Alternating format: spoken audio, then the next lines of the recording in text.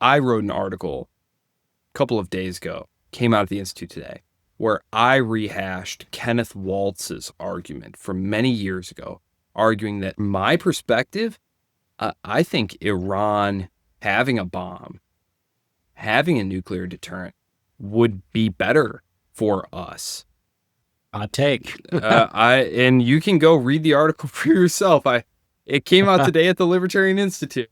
We're going to get our producer, Mark Levine. Can you come here? Did you hear that? We're Listen, Joe. Are you saying you're with the crazy Ayatollah? Can you outline that argument just like sure in brief, because I am fascinated. I'm sure everyone's listening wants to hear this. Okay. So I gotta hear this. Well, you're going to get comments. You're going to get comments on this. You're going to be like, "Oh my God." What's going on, guys? Welcome to another episode of Bro History. It's Henry Zamota and Danny Abdel-Jabbar, and we are greeted by our good friend, Joseph Solis-Mullen of the Libertarian Institute and writer of many important things. Thank you, Joe, for taking time to speak with us. Thanks so much for having me, Henry, Danny. It's always so great to chat with you. So it's a pleasure to be here. So interesting times. We are in very interesting times. As of today, I guess we should timestamp it because we're monitoring the situation. It is. I love how people how people are like, some random like Twitter anon is just like, but we're monitoring the situation, and like this person has a fucking clue what's going on in the ground. But it is June 18th at 8:52 p.m. as we're recording it. Right now, the Israelis and the Iranians are exchanging blows. So I guess the ground situation, the situation is right now is that Iran is launching missiles, or they're continuing to launch missiles into Israel. It seems like the number of missiles have been decreasing each day. We don't know if that is strategic or if it's something to do with their stockpile. No one really knows. And I think people who are saying with certainty are obviously, saying it for narrative purposes. And then simultaneously, the Israelis are hitting Iran through a combination of airstrikes and, internal, sabotagers and things like that. And both countries seem to be taking damage. It is pretty scary stuff. And, we have zero clue where this is heading. It could head into a real catastrophe. The possibilities of this war could be catastrophic if things escalate the wrong way.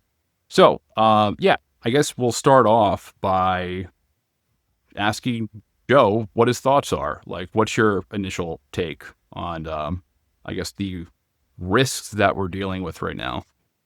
Well, I think most of your listeners are fairly familiar with the geopolitics of the Middle East. This is obviously the most fraught the situation has been.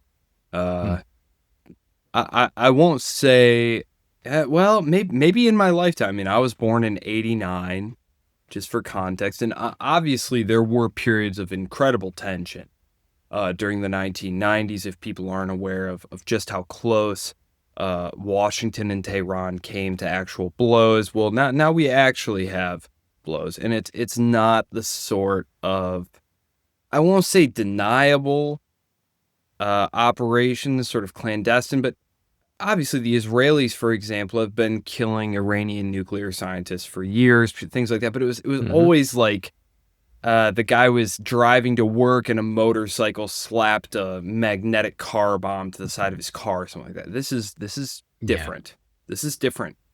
And of course, the Iranians supporting proxy forces attacking Israel is very different from the Iranians themselves launching missiles into Tel Aviv.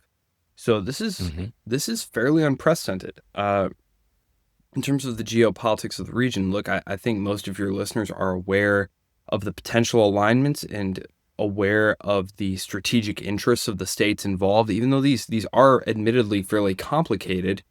And I think the big wild card at this point is how is Washington going to choose to respond to this?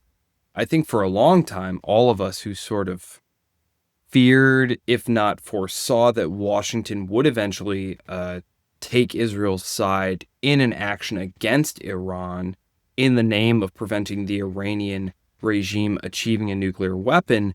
The reason that we all kind of foresaw this coming is just because of how the Iranian regime chose to build up its nuclear program, specifically where they chose to build it up. These are not out in the open. The Israelis simply don't have the capabilities to take these facilities out. So last week when the Israelis said, we're going to take action against Tehran's nuclear facilities, I immediately was horrified because I knew they can't do anything other than logistical or cosmetic damage. This is just they can't. They don't have the literal capabilities, the heavy bombers and the heavy bombs that you need to destroy the facilities that Tehran has built deep underground and deep inside the mountains. Then I knew, oh my gosh, this reacts, which is likely. And if they react in more than a cosmetic way, which they did last year, this has every potential to bring the United States into the war. And it's only the United States among Israel's allies who has the possibility to destroy the facilities that Iran has built.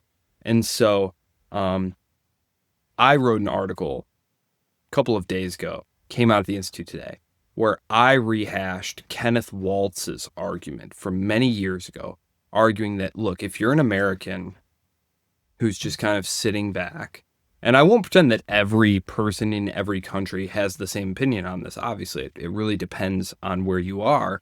But from my perspective, I think Iran having a bomb, having a nuclear deterrent would be better for us. Hot take. And you can go read the article for yourself. It came out today at the Libertarian Institute. We're recording. We're gonna get our producer, Mark Levine. Can you come here? Did you hear that? we're Listen, Joe. Are you saying you're with the crazy Ayatollah? I was always very attracted to Kenneth Waltz's arguments on this. The late great Kenneth Waltz, the sign of the neo-realist school. I'm not a neo-realist myself. I'm a libertarian realist, but I thought his arguments were very sound, and there is just a basic asymmetry in the relationship between Israel and its potential adversaries in the region, and specifically Iran. Specifically that Iran lacks a nuclear deterrent, whereas Israel has a nuclear deterrent. And can you outline that argument just like sure in brief, because I am fascinated. I'm sure everyone's listening wants to hear this. Okay, so hear this. Well, you're gonna get comments. You're gonna get comments on this. You're gonna be like, "Oh my God!" Well, you're gonna say that Ayatollah Khomeini, the person who says "death to America," and who, says proxies everywhere and hates Israel and wants to wipe them off the map. You want them to have a bomb? Do you hate America? Yeah, okay, so are you America I do. Dead? I hear all God? that, and when I initially read the argument, which this was over 10 years ago, when I initially read his arguments, my initial reaction was, "Oh, you're crazy. We can't let the mullahs have a bomb." And then I read it a couple times and started writing down objections to it, and then kind of formulating counterpoints to the objections. And I realized, actually, if you're someone who does not want the United States involved in more Middle East wars, this might actually be the ideal situation. Because what's happening right now is essentially Israel has an asymmetric advantage in the sense that they have a nuclear deterrent, whereas Iran does not. And so if Iran had a nuclear deterrent, the Israelis would not be able to make attacks inside Iran the way that they do. They would simply have to come to grips with the Iranian regime. Now, would the Iranian regime try to use their nuclear weapon to destroy Israel? Well, if they did, the Israelis would use their nuclear weapons to destroy the Iranian regime. So you have, the essential dynamics of the Cold War. You have a situation where you have mutually assured destruction, which is obviously not ideal, but you can't uninvent nuclear weapons. So when you look back at the Cold War, none of the nuclear powers use nuclear weapons against each other. Even in situations like India and Iran, I think one of the really beneficial things that's happened to tamp down possible confrontations, and it's not that there have not been conflicts between Pakistan and India. It's not the case at all. There's a pretty hot one recently. There's been a hot one recently, which I covered for the Institute in a few articles. But it has always stayed below the threshold of full-blown war, and certainly below the threshold of nuclear war. And I think the presence of nuclear weapons can actually be a calming thing. And so that's basically right. The argument relies on rational actor assumptions. So if you don't believe that the Ayatollahs are rational actors, then obviously you will not even begin to entertain the argument of them having nuclear weapon. It requires you to believe that the Ayatollahs are interested in maintaining power and not getting themselves blown up by the Israelis.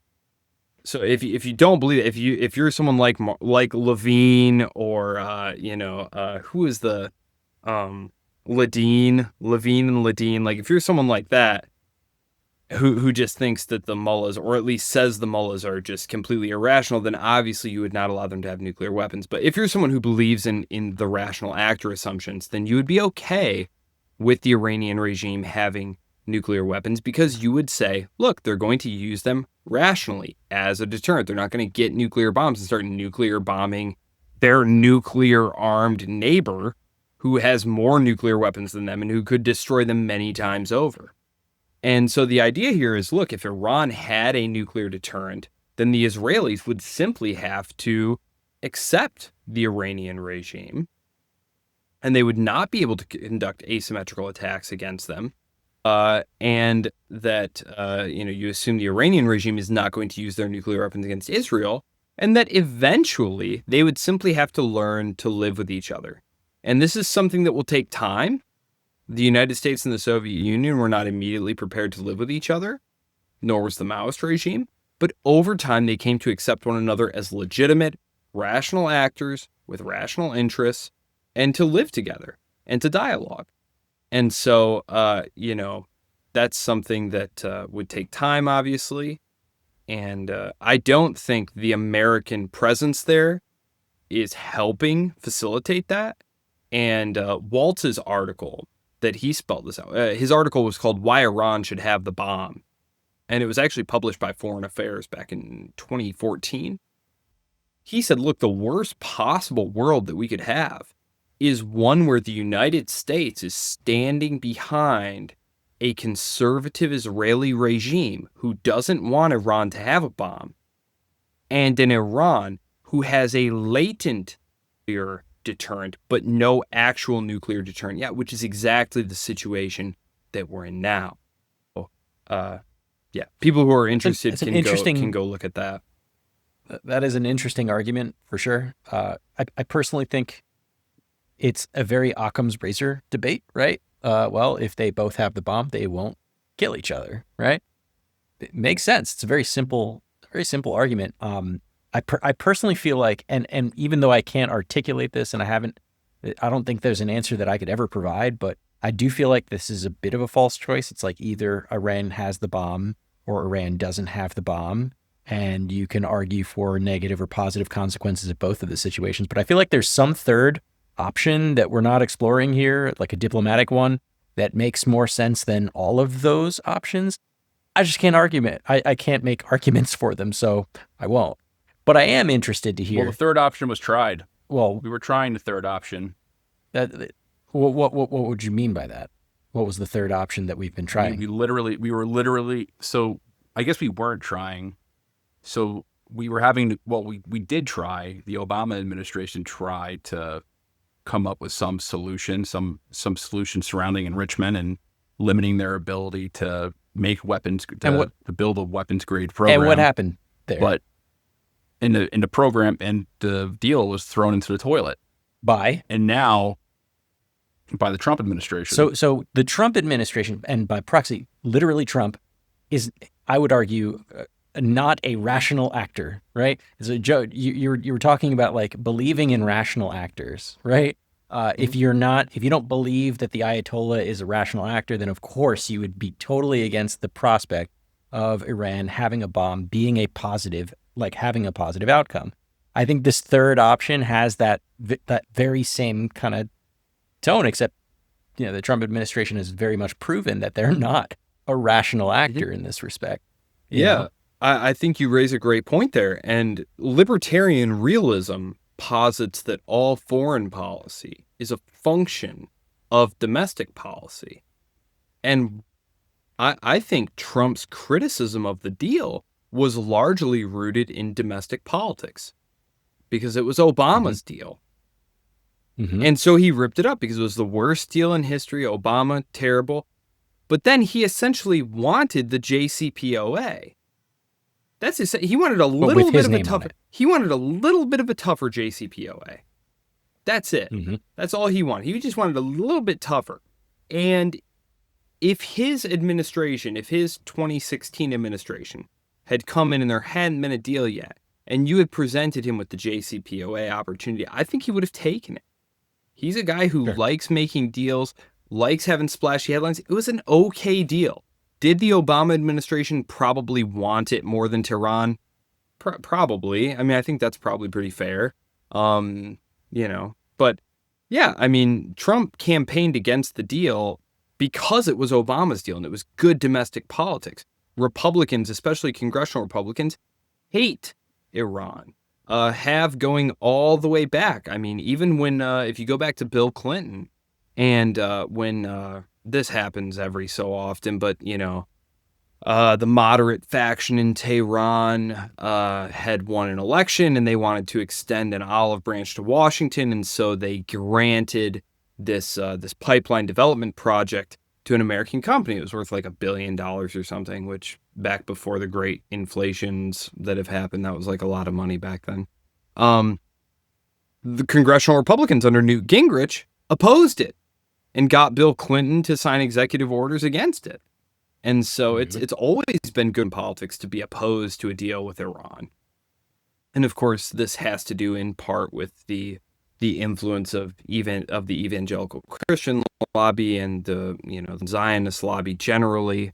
But so was it rational of Trump? It was good domestic politics to be against it.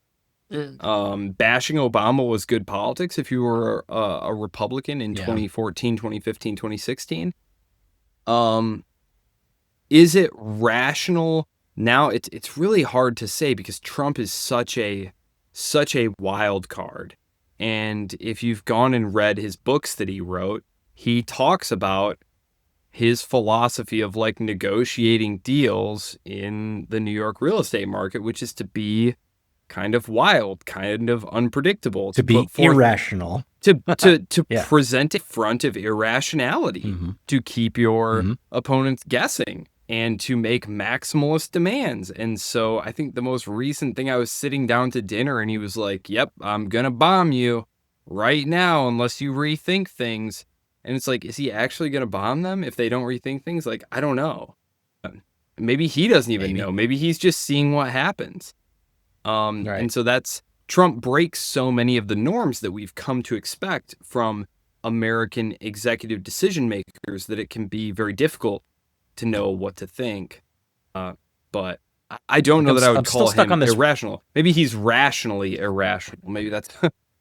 I mean, I'm still stuck on this rational thing, right? Because if you look at what actually happened throughout, the time period of like 2015 and that nearly 3-year period to 2018 when Trump ended the JCPOA, the JCPOA capped the enrichment of Iran at 3.67%, and they stayed there, below there actually. It also capped the uranium stockpile to 300 kilograms, and they stayed well below that. They said it capped their use of centrifuges to just IR-1 centrifuges, and not the more advanced ones like IR-6s. We're not entirely certain about that, but for the sake of argument, let's say that they did, because if they were using the IR-6 centrifuges, we would have seen much more highly enriched uranium at higher quantities. So ergo proxy, I'm going to say that they probably were using the better reactors. And they were also providing real-time IAEA access, right? Yeah, there were like spats here and there, small little issues, but like nothing major. They, for the most part, IAEA had report after report of saying, yep, they let us in. We took a look around. We didn't find anything unusual. And that was that. And then Trump pulls out. And actually, what was interesting about this is I was rewatching an episode that we did with Scott Horton back in 2020. And he expertly laid out, the details of the, JCPOA. And what I found interesting about that I had forgotten about over the many years is that the actual enrichment levels of like that 3.67% is actually not the main concern of the JCPOA. It's actually kind of a like side deal. And part of the agreement said, so long as we lift sanctions from Iran and we allow them to normalize in the economy and so on and so forth, that they would stay at 3.67. But if we decided to place sanctions on there, then basically bets are off, right? Like you're allowed to, that's your retaliatory measure. You can increase the production of uranium. And so in the period between 2019 and 2023-ish, Iran starts incrementally increasing the enrichment, not in, this is according to Scott Horton here, not necessarily because they're trying to build a bomb, because remember, building a bomb, you need like 90% plus enrichment, right? So they bring it up to 20% to try and get the U.S. back to the table. To say like, hey, look, you didn't hold up your end of the bargain. We did. We're still doing all of the other things, but we're going to bring up this thing here so that we can get you to the negotiating table again. We want to make a deal again. And then they brought it up to 60%. And that was by 2021, I think it was. Now, it wasn't until October 2024, just last year, not even a year ago, that after Israel killed the Hezbollah leadership, Iran went and launched 200 plus missiles, right? And that was obviously a brief but really intense clash that both sides agreed to like not move any farther beyond. But after that point, and only after that point, did they start using the higher level centrifuges and more aggressively increasing the production to where we're at right now, which is around 60%. Now, Israel has some legitimate concern here to say like, hey, 60% isn't that far off from 90%. They're very close to this, what's called a breakout period, right? The period at which within a matter of weeks or so, they can produce at least one bomb, right? And that would be like end of the line for Israel. Not really, because as you pointed out, they have way more bombs and they have the full strength and backing of the United States. So, one bomb really ain't going to cut it. Maybe it helps their case, but who knows? My point is here that a rational actor would take a look at the actual facts as they have happened and not the assumptions on how someone is going to act. Just look at what actually occurred. And the Iranians have, for the most part, been playing ball. Now, have they been fucking around with proxies and doing all other kinds of covert shit? Yeah. So is Israel, right? As you pointed out earlier in the show, right? Yes, they're going to fight each other through proxy and they're going to do shady backhanded things, but for the most part, they're not going to go out in direct conflict with one another. And it wasn't until we decided to really start poking them in the eyeball, that they start enriching more. So are we being rational in the assertion that they shouldn't have the bomb or that they're on their way to the bomb, or are we creating the conditions under which they have to create the bomb and that it becomes rational for them to have the bomb? Well, I think your summary of events is spot on. I think it's worth just, again, kind of taking a step back, kind of thinking about what you've just said and putting yourself as far as we can in the position of someone like Donald Trump. America is the world empire. We are under no actual threats. Even if Iran had a bomb, it wouldn't affect us at all. Now, from a domestic political standpoint, Donald Trump campaigns against the deal, worst deal ever, I could get a way better deal, pulls out of the deal. There are no consequences for the United States doing that.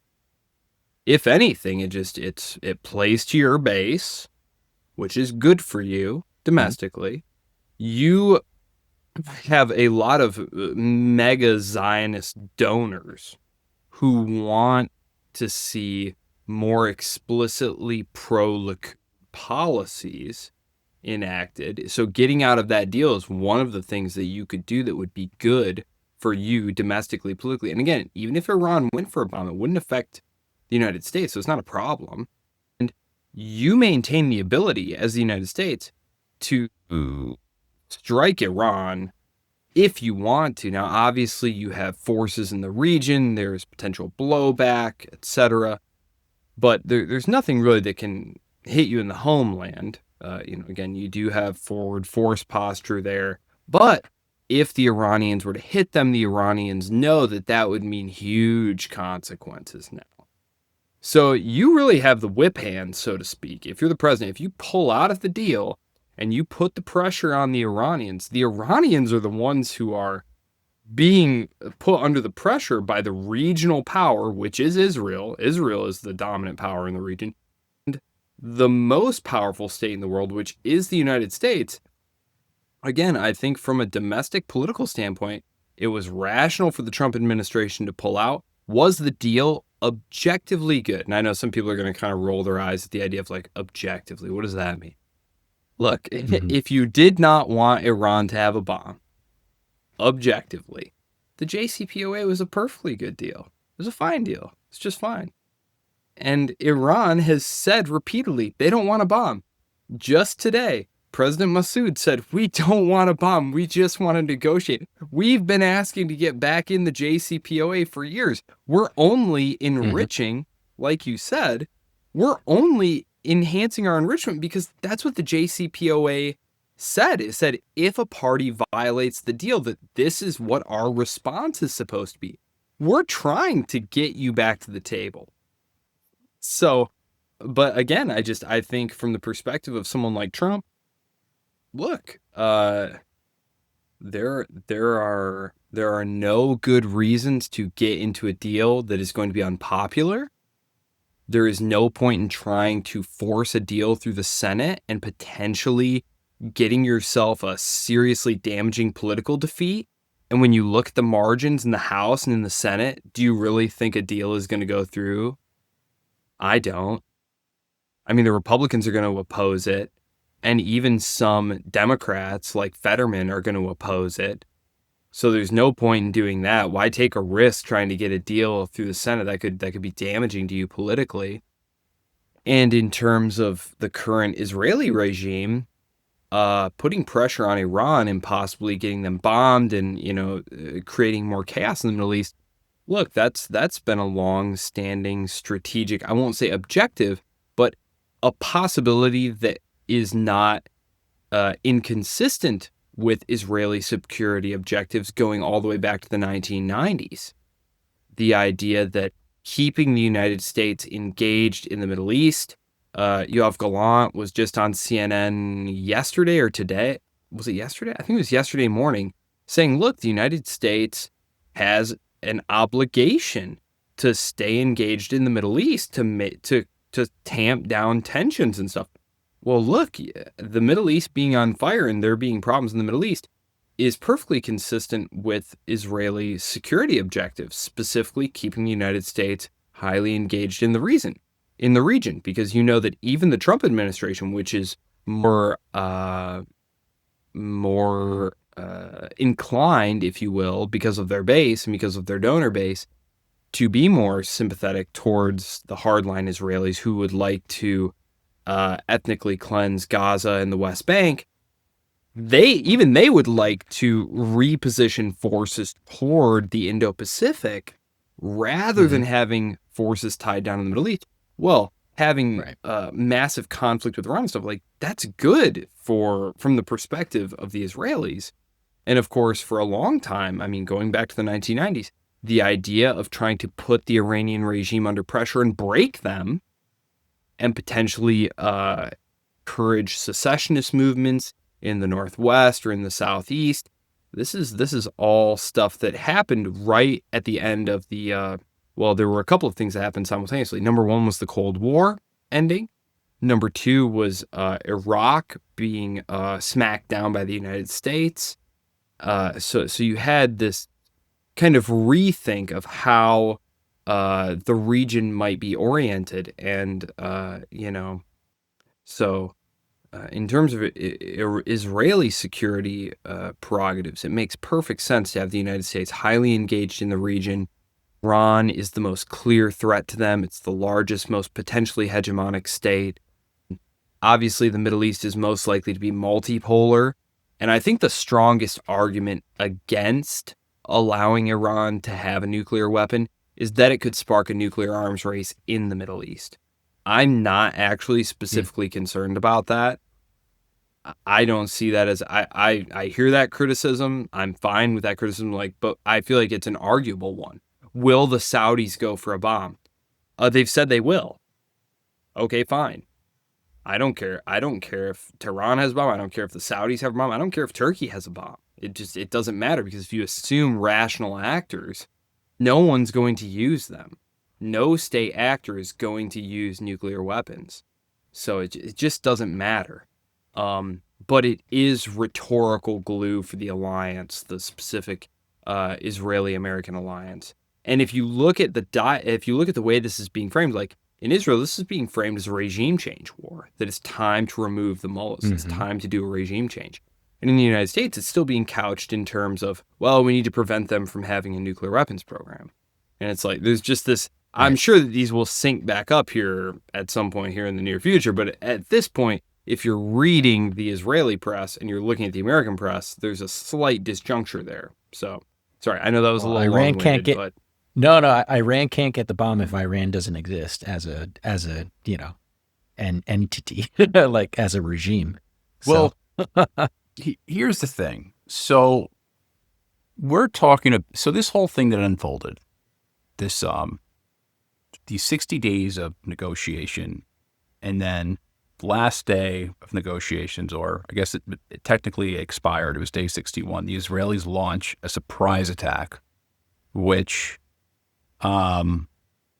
essentially, there's a couple of reasons why they could have done it. I think the primary reason was to get the United States involved in an active war with Iran.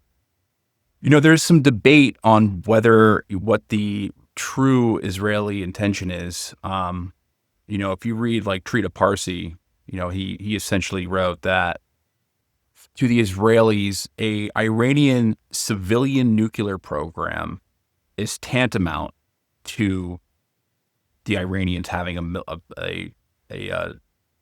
nuclear military program, essentially because it's first and foremost, having a nuclear program is the word sovereignty is thrown around a lot, but it is an act of sovereignty to be able to produce this type of energy, and it puts them in a much better economic situation. They have more energy to consume. They can export their oil. This would increase their overall GDP, their standard of living. It would just make them a more powerful country in the long run. So the Israeli goals have always been to essentially prevent that from happening, to prevent Iran from becoming a strong country. Now, here's the thing. This so preventing them from what do you think is their primary goal? Do you think it's we want to destroy their nuclear capacity, meaning that they need the United States to take MOBs to the facilities that are located underground in these mountains, and it would probably take days, if not weeks, because it would take more than one bomb. It would probably take 2 weeks or so of bombing to get these nuclear facilities. Is it that, or do you think it's more so to just bring in a pro-Israel government, or a neutral Israel government? It could be a pro-Israel government, or just option C is just explode the country and have the country ignite in horrible civil war and create a clear power vacuum. There's a lot of different options. There's a lot of different ways that you can look at it, but I tend to think that their primary goal is just to engulf the country in chaos, and there's not that much of a game plan after that. Like, I don't think there's really long-term strategic goals here other than to fuck with the country, in more crude terms. Like, what is your take, Joe? Well, again, I think it's important to kind of think back to how things looked maybe 40 years ago.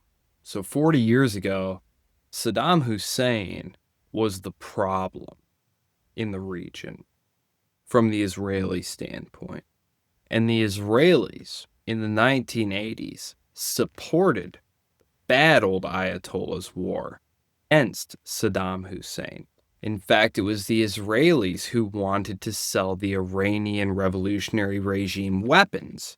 And they didn't want to get on the Reagan administration's bad side. And so actually, if you go back and look at the what eventually became the arms for hostages deals, how that actually started with Bud McFarland, who was one of the early guys in the first Reagan administration. What happened is the Israelis tried to convince Bud McFarland and Reagan's early guys like Cap Weinberger, listen, this is an opportunity to get in with the new Iranian regime and possibly create inroads with moderates there, is to provide weapons for them and to prevent the possible hegemonic designs of Saddam Hussein, who's backed by the Soviets. And you don't want Soviet influence coming into the region. I mean, the Iranians could wind up aligning with the Soviets. You don't want that. And so it was very much in the Cold War perspective. But the Israelis had wanted to sell weapons to the Iranians because from the Israeli standpoint, Saddam Hussein's Iraq was scarier. Now, Saddam Hussein's Iraq winds up getting smacked down in the early 1990s by the first Bush administration. And this is when the whole rethink in dual containment and Martin Indyk and your listeners are very familiar with that story from Scott Horton. But that's when that's all happening. Mm-hmm. So when you think about why attack Iran or why attack Iran, the point is to have someone who you together are fighting, who is perceived as a threat to the United States and Israel. Whether or not they're an actual threat doesn't really matter. Like from a constructivist standpoint, which constructivism is just this kind of theory of international relations that has more to do with not actual material facts. Like realists, for example, are concerned with material facts like how big is your navy? How many missiles do you have? Liberals are more concerned with what institutions you have. Constructivists are more concerned with things that you can't really put down on pen and paper. They're more concerned with ideology and symbolism and rhetoric and things like that, and ideas. And so from a constructivist standpoint, like you just need to have glue. You just need to have someone that you both are opposed to and you're both going to fight, who's a threat to both of you. And there was actually a split within the Likud in Israel about whether or not in the early 2000s the Bush administration should attack Iraq or Iran. And Netanyahu just happened to be on the side of, no, you should attack Iraq. Ariel Sharon, meanwhile, was of the opinion, no, you should focus on attacking Iran. And so it just happened to be that Netanyahu's faction was a better political infighter and they got their way rather than Sharon's faction. And so it was always the case that it had to be one or the other. And once one was gone, it just kind of de facto the other would be there. And again, it has to do with the fact that engagement in the region by the United States is in Israeli interests. And it would be foolish of us to ignore the fact that Israel has a great deal of clout in American public policy circles. And this isn't just Israel. It's, AIPAC is the Americans, right? It's Americans who are for Israeli policy. It is Americans who are very pro-Israel. There are even people like John Bolton, who aren't like technically neoconservatives, like they perceive the interests of Israel and the United States as being equal. That what's good for Israel is good for the United States and vice versa. And there's that any attempt to say that that's not the case is just to make a non sequitur. It doesn't even make sense. So that's kind of what we're dealing with here. And it's just a function of having an open political system. Like, I don't begrudge anyone the fact that they, Taiwan, for example, Taiwan spends about $20 million a year funneling money into U.S. think tanks, and in exchange, they wind up getting $5 billion worth of credits and arms and a virtual U.S. security guarantee. I wish that wasn't the case, but I don't begrudge them for doing that. It's a rational thing to do. Floating aircraft carriers and nuclear programs, that's all very expensive stuff. Many billions of dollars. It's like $14 billion to have a single aircraft carrier. You know how many millions of dollars you have to spend to get 14 billions? Many, many, many. It makes more sense to just invest $20 million. And so you have to bring that rational theory of looking at what you would do. Do you want to invest $14 billion or do you want to invest $20 million? You want to invest $20 million. It just makes more sense because you also have domestic political constituencies who want things like healthcare and better schools and better roads and all these different things. I don't begrudge any state the fact that they play the game as hard as they can to the advantage of their own state or in the interests of states who they believe to be aligned with U.S. interests for whatever reason. And that's just what happens. And the Israel lobby and its supporters in the United States have been very successful. And I think that we would be wise to always keep that in mind when we talk about, well, why on earth is Washington so concerned about Iran having a nuclear bomb? That, gosh, it's so far away. And, you do those great Google things, they do those surveys where they ask Americans, like, point to Iran on a map.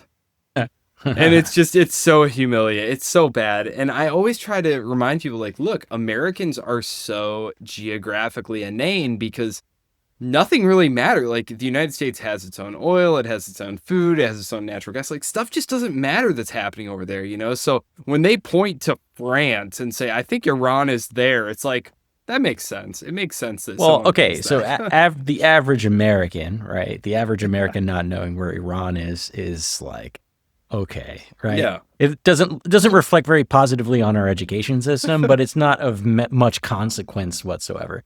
But what about, did you catch that? This is a good segue. Did you catch that clip recently of Ted Cruz on Tucker Carlson's show? And he's like, I don't know, maybe I'll stick in a clip of it here, but it was just like how he's like, what did he say? He was like, how many people are in Iran? And he's like, well, I don't know. I'm Ted Cruz, And then he's like, I don't know.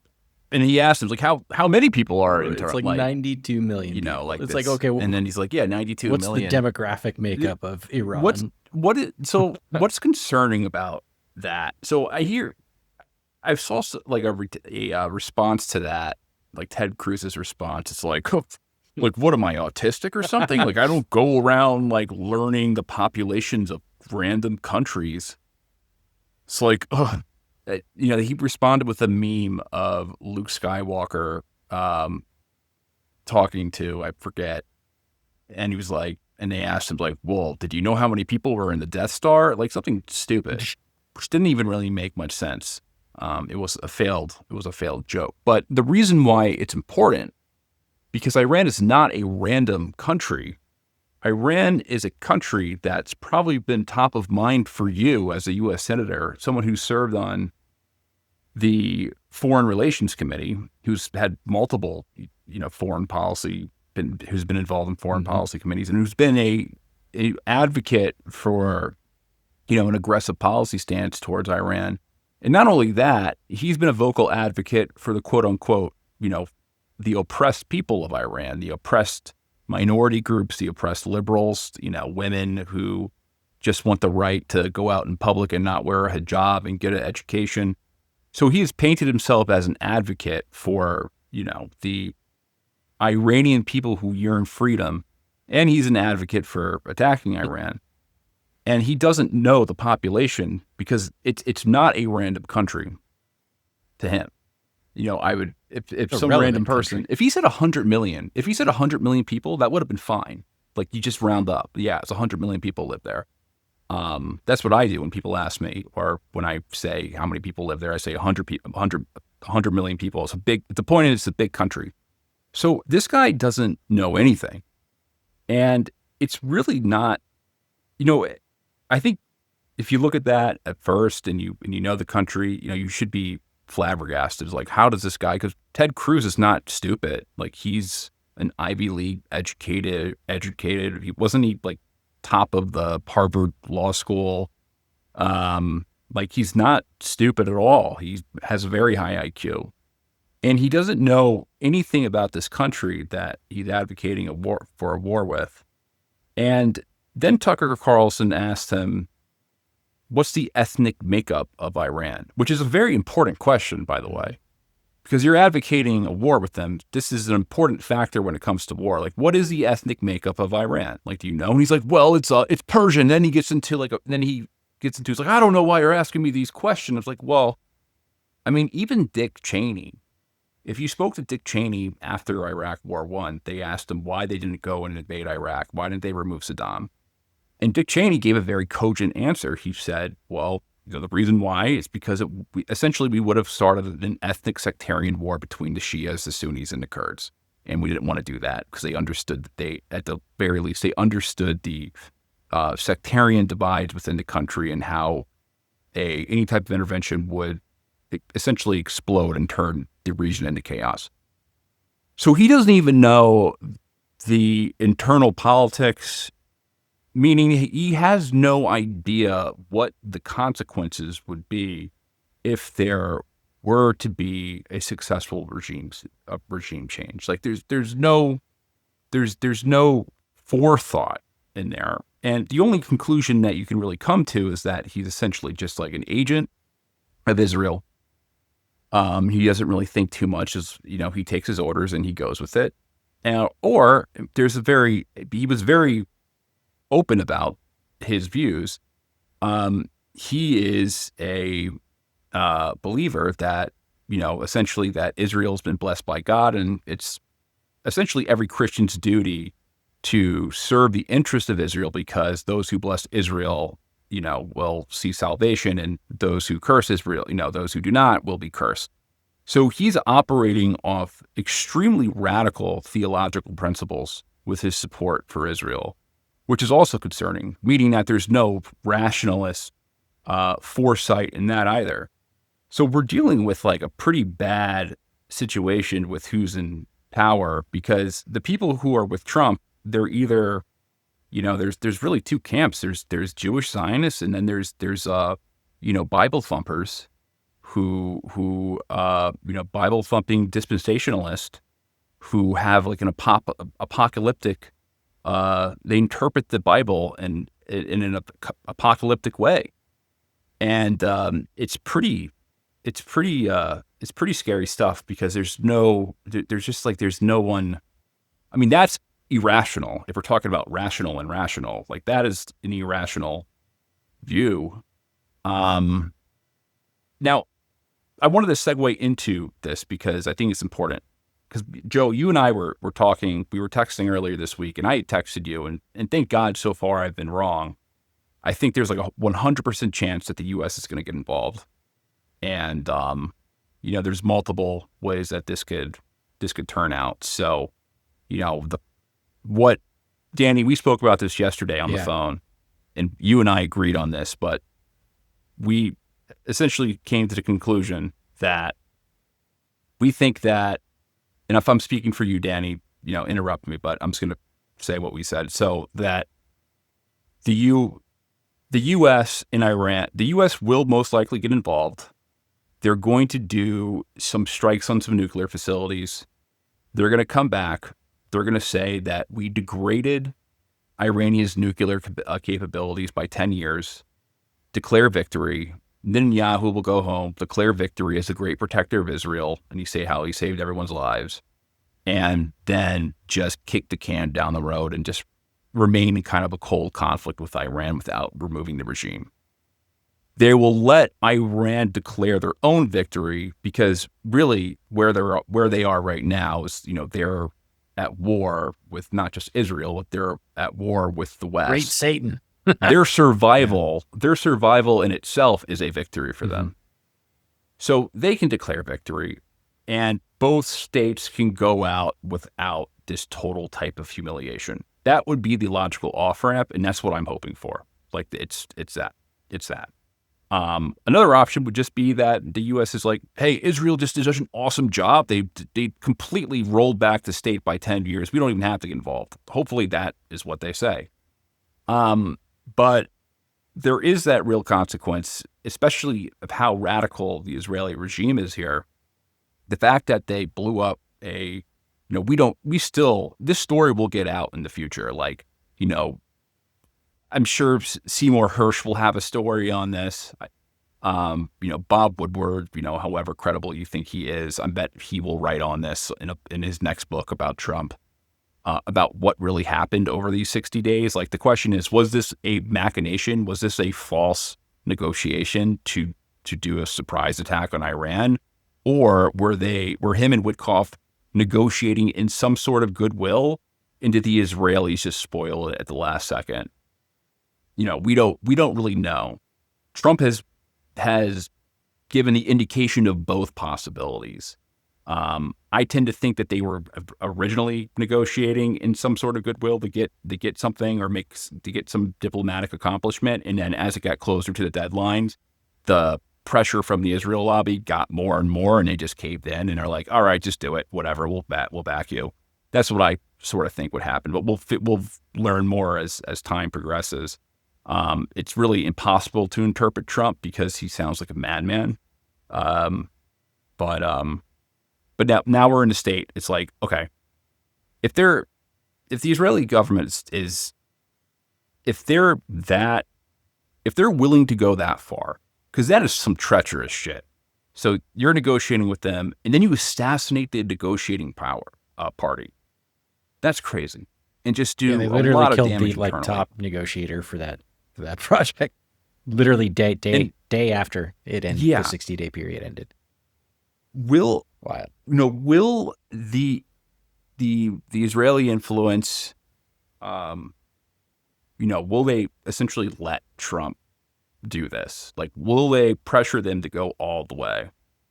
And if they go all the way, I mean, I think that if the U.S. really wanted to, they probably could go and they kill the Ayatollah and kill a bunch of the top mullahs. Trump said so himself. However, we know where you are. Yeah, he says so himself. We're not going to take They him out probably yet. could.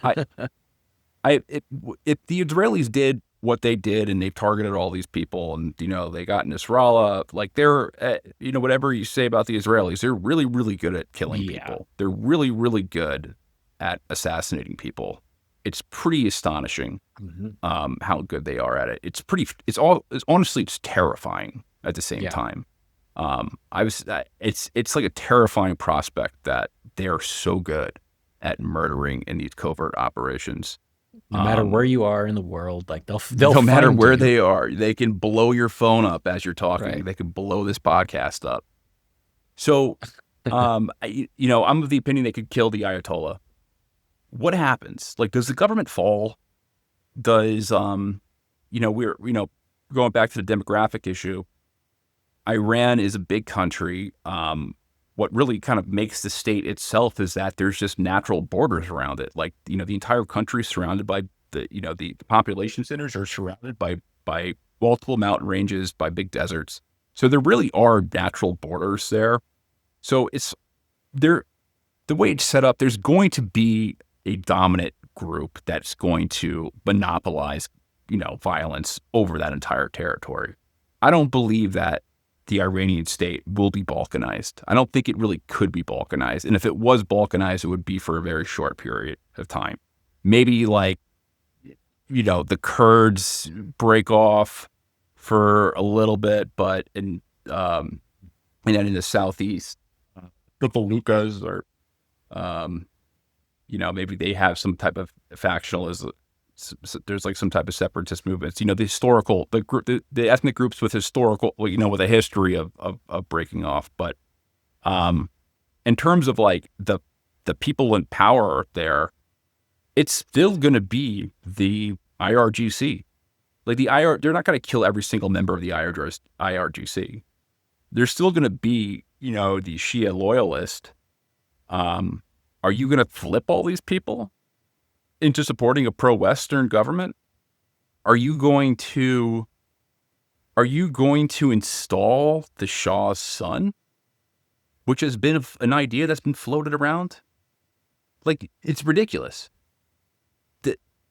This guy, the Shah's son, the son of the monarch that was overthrown during the Iranian Revolution, is making public statements about how he will be with them soon and it's time for the Iranians to rise up. Who does this guy even represent besides the Iranian diaspora across the world that hates the Iran, who left, who were forced out of the country during the revolution? Like, who does this guy represent? Because I've talked to Iranian liberals.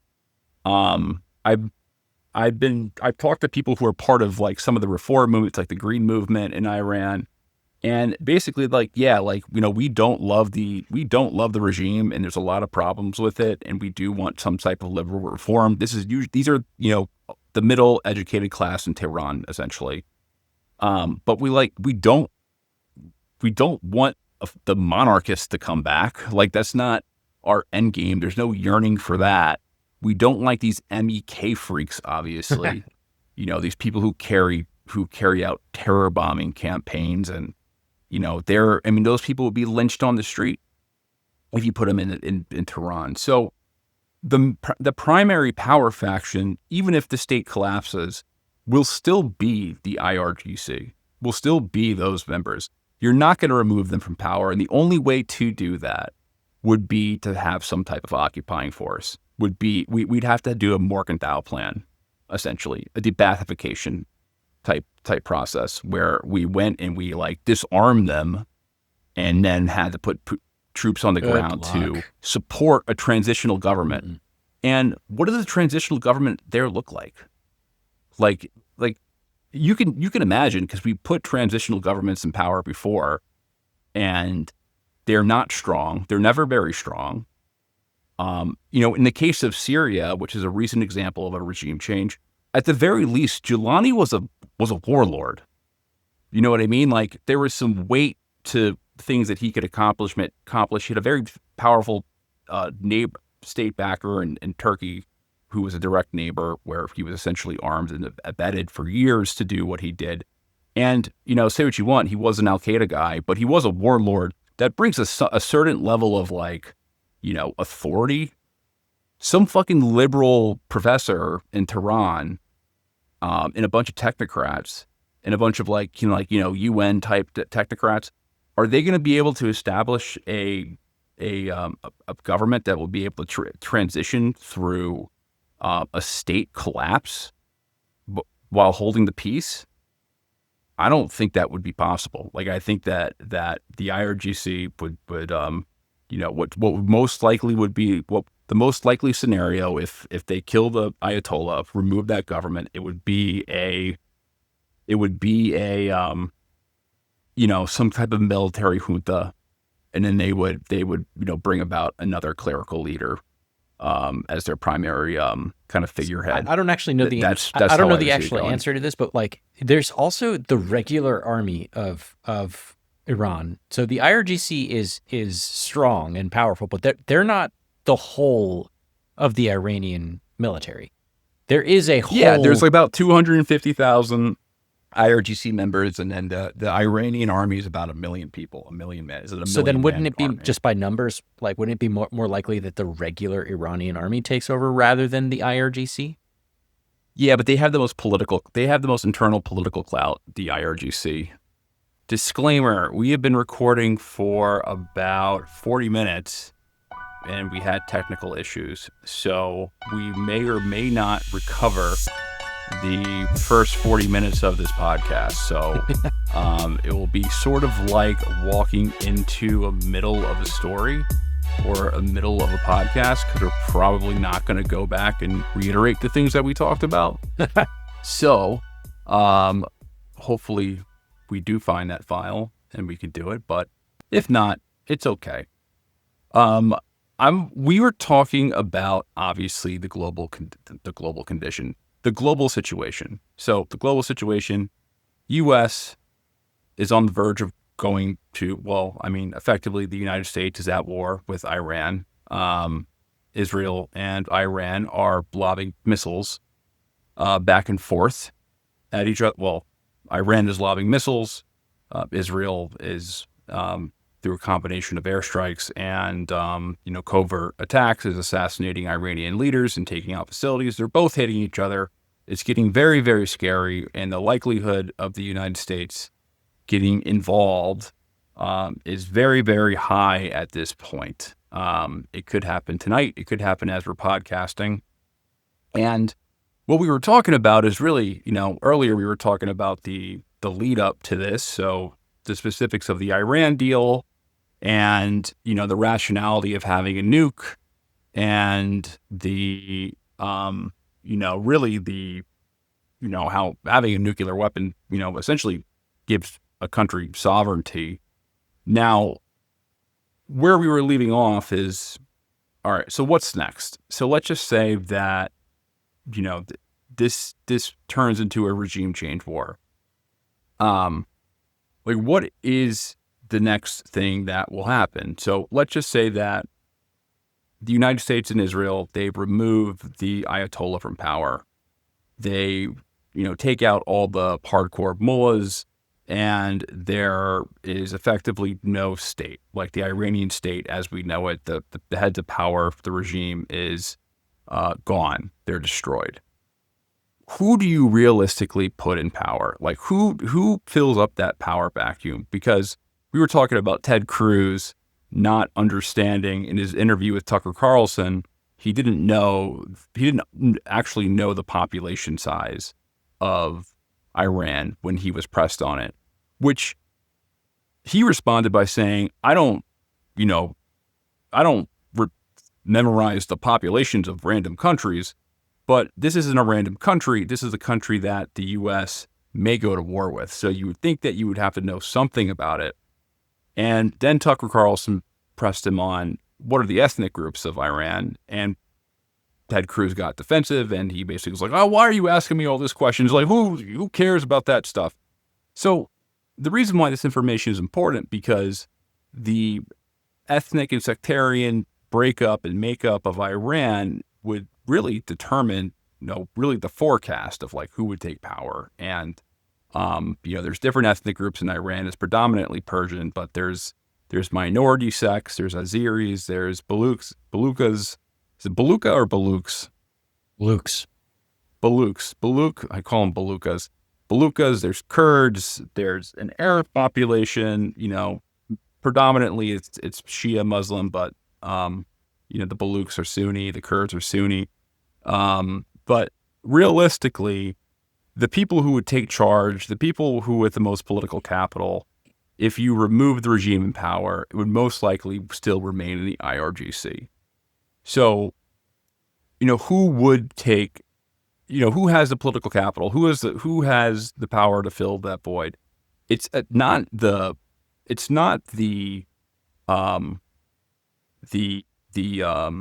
monarchist.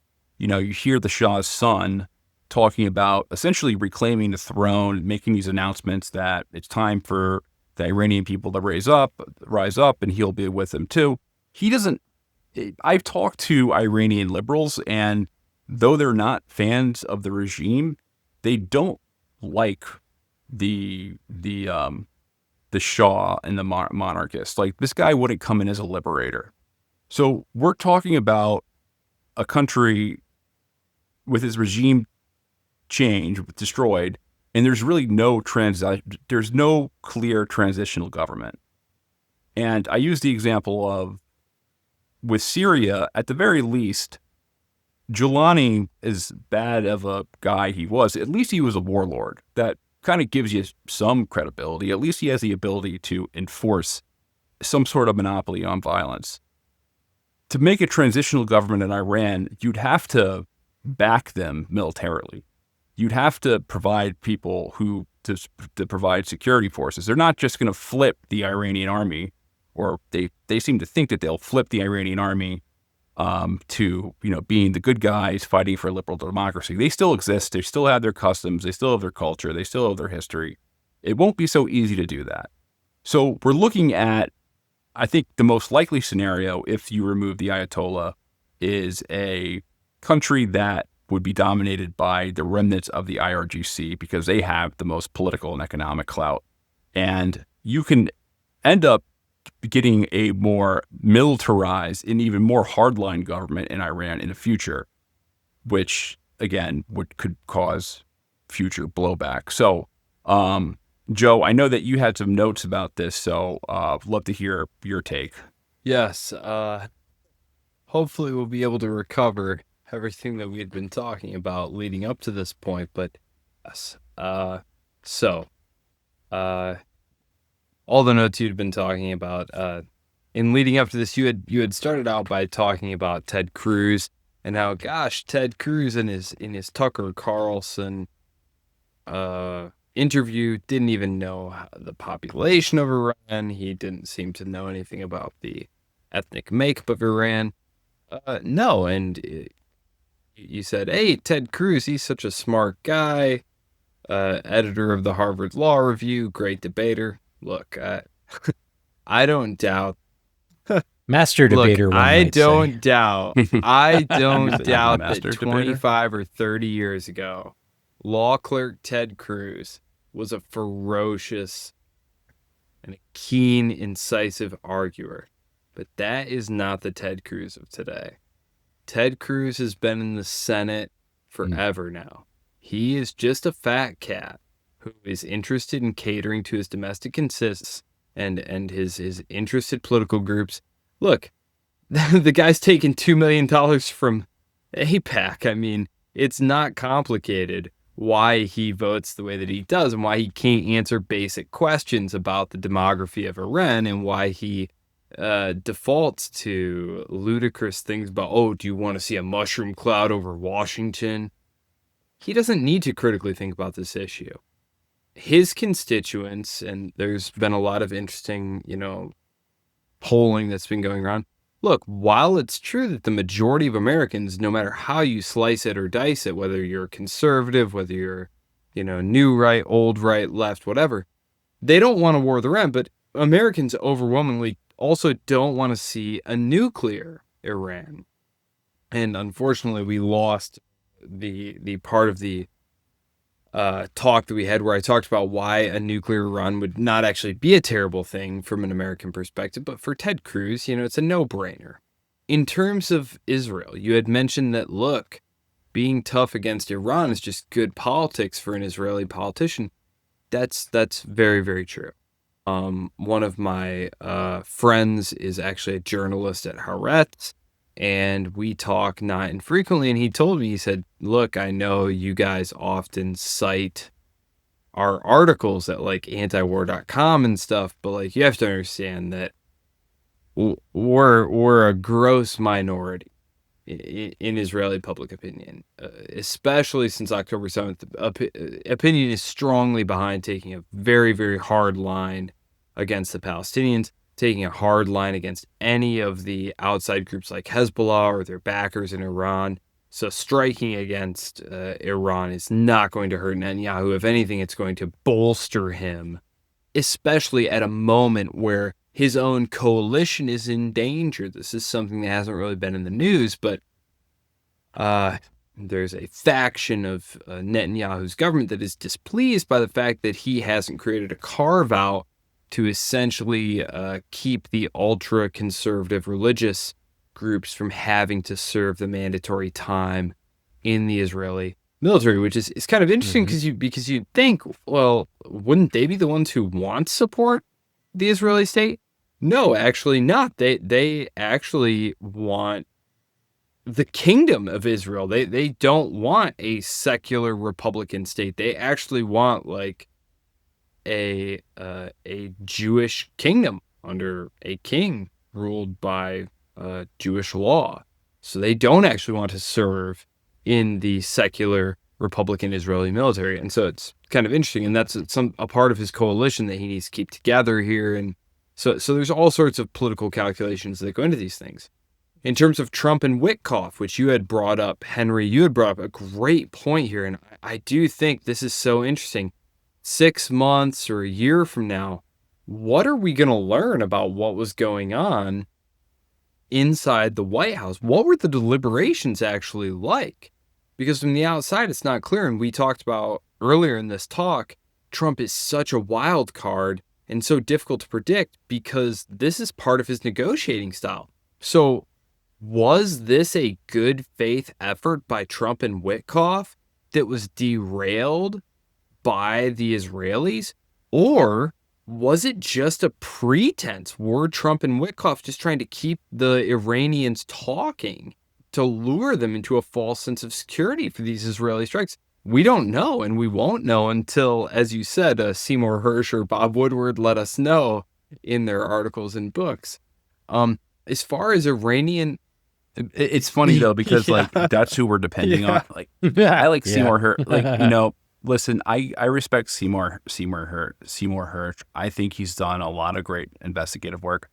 I'm not so sure about the last article, the big thing he published on the Ukrainian divers, or no, the U.S. diver. Like, there's some things that I'm like, I'm not sure, and but overall, I think he's good. He's also like in his 80s, and I feel like guys in their 80s, I don't know. I think they may rely too much on like their sources that they've been using for a long time. They could get some fake shit from time to time. Not throwing shade on him at all, but I'm not saying that he'll have like the exact story. And then Bob Woodward, he's just like the presidential historian, basically. His books seem to be kind of accurate. But I feel like those are the journalists that you'll most likely get the story from. Well, you're certainly not going to get it from the government, right?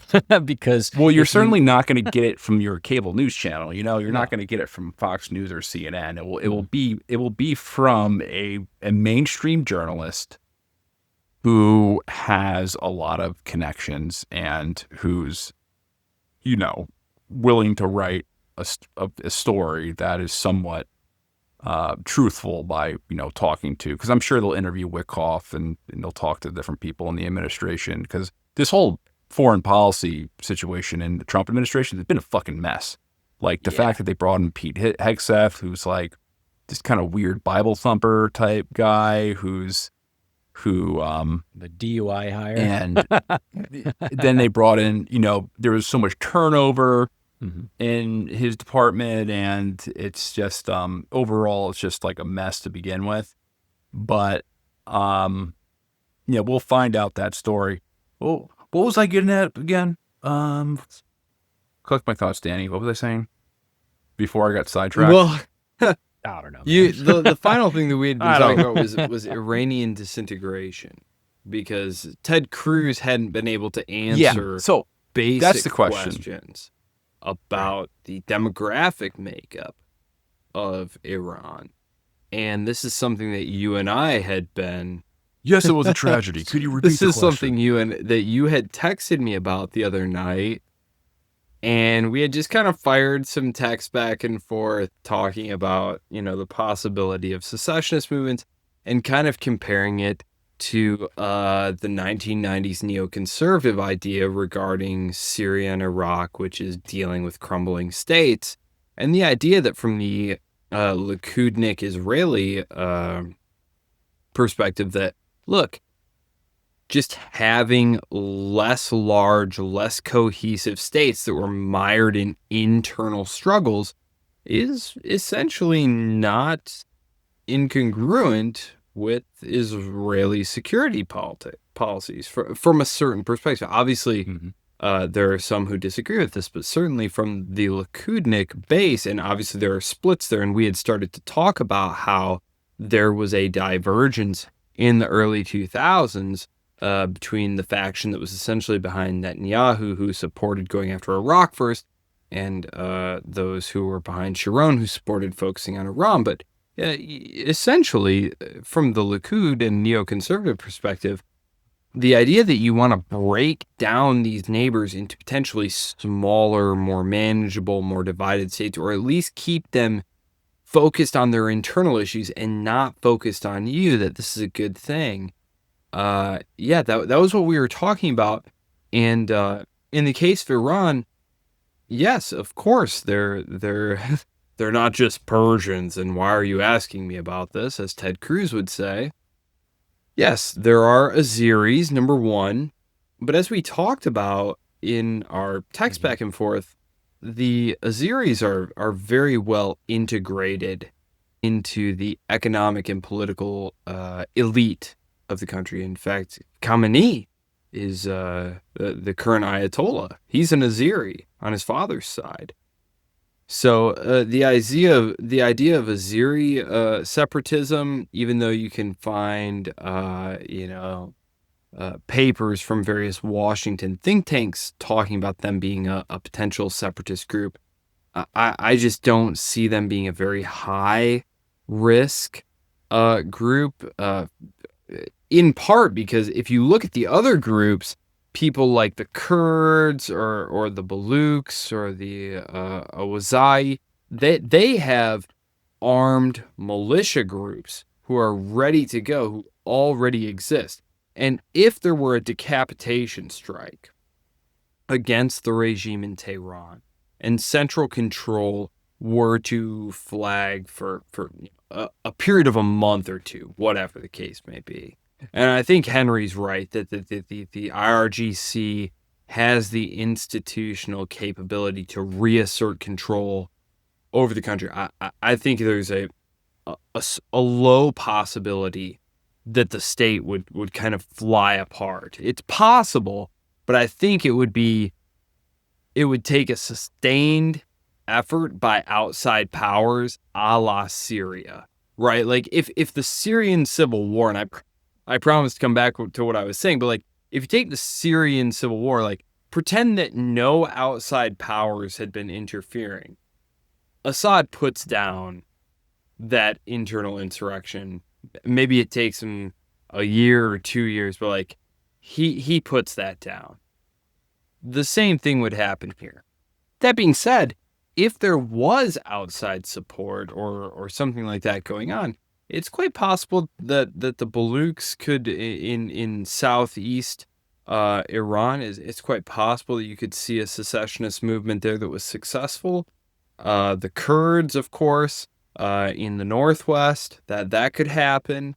Henry had pointed out that if that were the case, that the Kurds looked like they might be able to create an autonomous region or a secessionist republic or something, that Turkey might start, I believe you said surreptitiously, supporting the Iranian regime, whatever was left of it, that was trying to suppress them.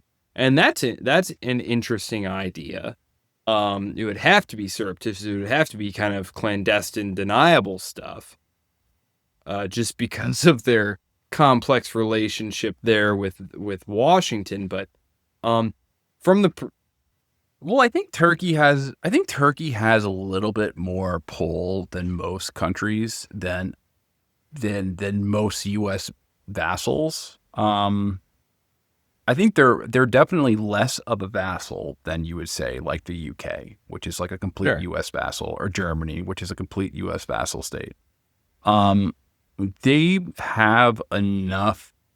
There's enough important things about Turkey where they can like get away with like having a somewhat cordial relationship with Russia. You know, Erdogan can get away with going on the news and talking about how there should be a Muslim army that groups up to fight Israel, because he does say things like that in public. He doesn't act on it, but he does, you know, the rhetoric itself, he does say that. I can see him saying something like, you know, there's a Kurdish state development. This is a direct threat to our national security. And I could see, you know, maybe that deal that, you know, to do this, you know, he gets to essentially kind of like manage the territory, or he gets the green light, and he has some type of tacit, you know, he has an agreement with the West to occupy it in the West's interest. Pretty unlikely. I'm just throwing out scenarios right here, but I would think they would be very much against, like, you know, if the U.S. tried to do the same thing with Iran that they did to Syria, where they literally used the Kurds as an occupying force in northwestern Syria to take over oil fields. Like, I don't think that they'd be able to do that with the Kurds in Iran. Every time I hear about the Kurds, this is just like the saddest story for them because they always are involved somehow. They're always part of the story, kind of in the background. They're always somewhat instrumental in a very specific way. And at the end of the day, they always get the shit end of the stick.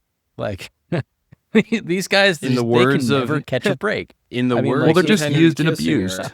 Washington's enemy may be dangerous, but to be our friend may be fatal. Yeah. Seriously. Well, I mean, they're a stateless ethnic group that has. I think they're like the largest stateless diaspora, right?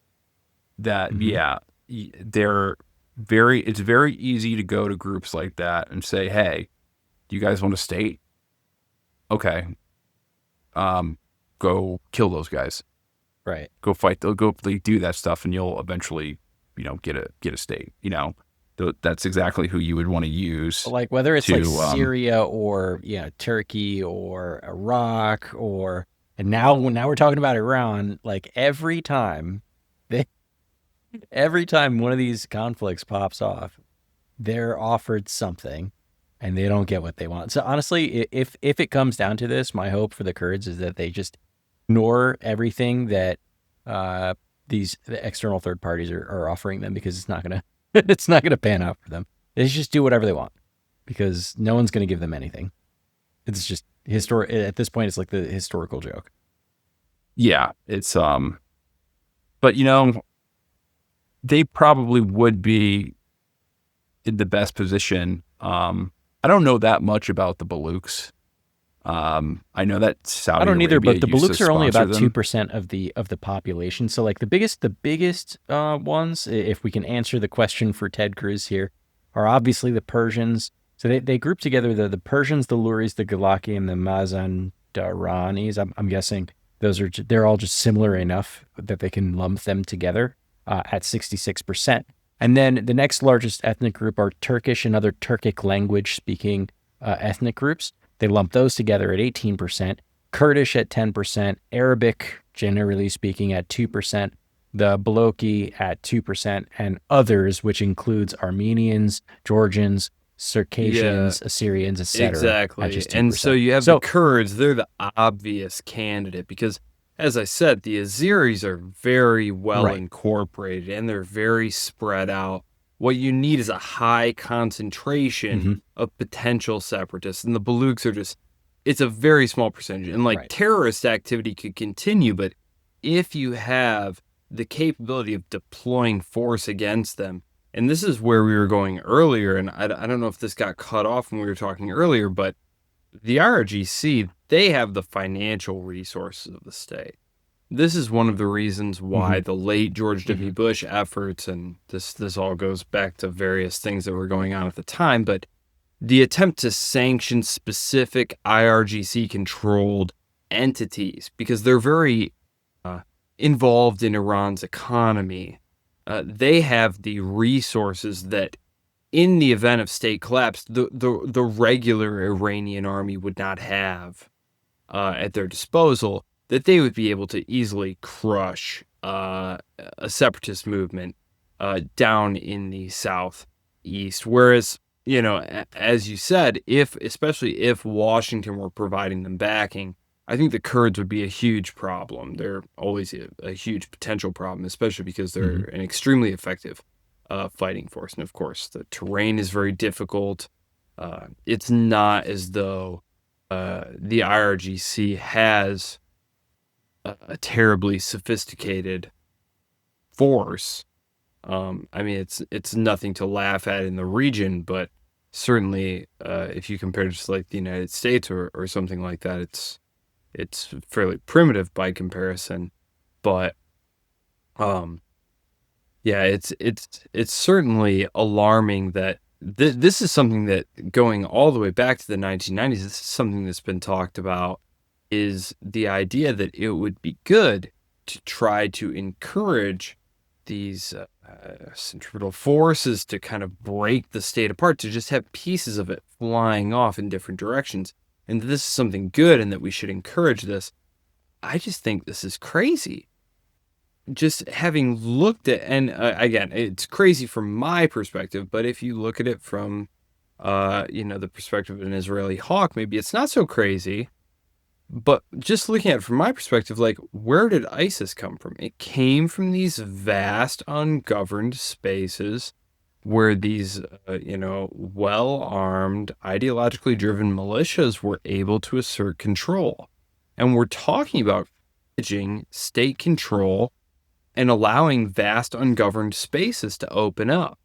I don't think it's any coincidence that Islamic terrorism, since the dawn of the War on Terror, has found its most prosperous breeding grounds in Africa. Not in the Middle East, but in Africa, where there are these vast, ungoverned spaces. And we're talking about now taking the largest state in the Middle East and trying to potentially destabilize it. It's part of the plan, right? I was watching a really interesting video, and I'm forgetting about this. I'm going to Google it real quick, but there was apparently part of our roadmap, our foreign policy roadmap, was that we were going to topple or completely destabilize 5 countries in 7 years, or 7 countries in 5 years. I forget which one it was. And of course, on the list was, places like Syria and Iran. So Syria is already accomplished. Iran is underway, but many of those states that were on this hit list for the U.S., so to speak, to topple or completely destabilize are actually, African nations, places like Somalia, that to your point, Joe, are like currently now these ungoverned, very lawless areas where, these Salafists or these jihadists are able to thrive, really. Where the most dangerous actors are coming out of. That's part of the plan. That is part of the U.S. foreign policy. Well, and this goes back to what we were talking about earlier, which is the idea that from the perspective of Israel, and this goes not just for Likudnik hawks, but going back to the Cold War and sort of the policy discussions that were happening at the end of the Cold War and the first Gulf War. The need to keep the United States engaged in the region. Look, there's no question that Israel has fought many wars, that they are willing to expend blood, their own blood, to fight them. And this is something that they often emphasize when speaking to Western audiences, that we don't need anything from anyone else. We want to fight our own wars, but look, realistically, if you look at the support, the financial, military, and diplomatic support that's provided by the United States, it's absolutely critical to the survival of the Israeli military and their Israeli economy. And certainly, they would be complete pariahs internationally if Washington were to walk away from them. So keeping the United States engaged and supportive is absolutely critical to Israel's financial and international well-being. So that's one thing. And we talked about this in the part of the interview that hopefully it wasn't lost, but look, the American political system is extremely open. And so I don't begrudge the fact that I wish it wasn't this way, but look, the system is very open. And so from the perspective of a rational actor, if, for example, I think we use the example of Taiwan, look, the various Taiwanese government-related entities, they spend about $20 million a year lobbying the United States government to do certain things. And look, just building and putting into the field a single aircraft carrier costs $14 billion. Look, you can spend a lot of $20 million before you hit $14 billion. Yes. You said that in the last one, and while you were doing that, I actually did the math. It's 700. You'd have to spend $20 million 700 times just makes to get that sense. $14 billion aircraft It carrier. just makes sense Yeah. that you would take advantage of the way the American political system, which like Taiwan didn't make the American political system. Israel cheaper. didn't make the American political system. You just look, you're a small state with limited resources, and you look at the situation and you say, rationally, what should I do? Rationally, I should spend this amount of money to lobby for these policies because it's going to be more effective. And that's exactly what we've seen. And look, we've talked about the various domestic political considerations that are going on here. Look, for Netanyahu, he's got a lot of different issues going on. He has hardcore right-wingers who really want to annex the West Bank, who want to ethnically cleanse Gaza, and he's got to do all these different things. And for Trump, we talked about how Trump had to campaign in part against anything Obama had done. That campaigning against anything Obama had done was just good politics. And especially among Republicans, campaigning against the Iran deal, which Obama barely got past, Republicans going all the way back to the 1990s and Newt Gingrich and that whole turnaround, they hated Iran. They wanted to do anything they could against Iran. So it was just good politics. And then, of course, he had those mega donors who were, very fanatical Zionists. Look, it just makes sense that he wants to do those things. And there's very limited downside for him in doing this stuff.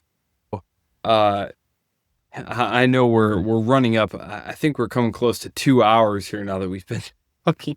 So, yeah.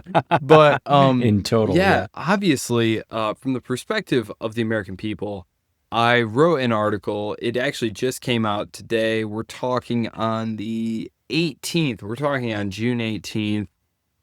My article today at the Libertarian Institute was revisiting an idea that was presented by the father of the neo-realist school of international relations, Kenneth Waltz, the late great Kenneth Waltz, who essentially argued, look, if you don't want the United States involved in another war in the Middle East, what you really want is a balanced Middle East, and that requires eliminating the key asymmetry in the region, and that is that the Israelis have nuclear weapons and no one else does. And so the first step to eliminating that asymmetry is allowing the Iranians to just have nuclear deterrence. Will this spark a nuclear arms race in the region? Maybe. It's possible. The Saudis have said that they will absolutely go for a bomb if Tehran does. So what? They're not they're not more unstable than the Pakistani government. The Pakistani government has had nuclear weapons for your entire life. More than likely, if you're listening to this, the Pakistanis have had nuclear weapons for most of your life. And even though they've gotten into multiple hot conflicts with their primary nemesis, India, one very recently, no one reaches for the nuclear launch codes. Nobody does. It's because states have rational actors at their heads. And that includes the Ayatollahs in Iran. So there's no need to panic if Iran got a bomb. They certainly are not about to bomb the United States. So you don't need to worry about that. No one is going to nuclear bomb the United States. So, least of all, Iran. So I feel like in part, and you can see this in the media discussions of it, look, in the United States, the media discussion is still focused on Iran's nuclear program. That's not how it's being discussed in Israel. It has, over the past couple of days, shifted to just straight out regime change. And Henry already mentioned the fact that you've got these monarchical pretenders raising their hands saying, we're ready to charge back in and, take control of the government. That's delusional. That's NED stuff. That's not going to happen. That's not going to happen. No, the regime has incredibly strong support, especially among the rural population, even among key minority groups. That's not going to, and even the urban educated liberals, so-called, in the cities, they don't want the monarchy back. So this is just a delusional pipe dream. it's totally. So I have talked to members of the Green movement in Iran, and that was like one of the liberal reform movements. And essentially, they were complaining about the basically foreigners like backing them, because they were like, this still delegitimizes us. Like we do want to push for reforms. Because listen, like I'm not saying that the Iranian government isn't a bad government, because there is a lot of cronyism there. I could certainly see why there's a lot of there would be content there. But whenever there is like a movement, a political movement or a reformist movement, when it gets attention from the West, or when it starts to be, seen as like a Western proxy, it totally delegitimizes like the reforms that they're pushing for. So they tried to avoid it. You have these like upper middle class people in Tehran who do want, they would like to see a change, but not at the expense of like having their country blow up, or having like some deep sectarian violence spread throughout the country. Like they don't want a state collapse.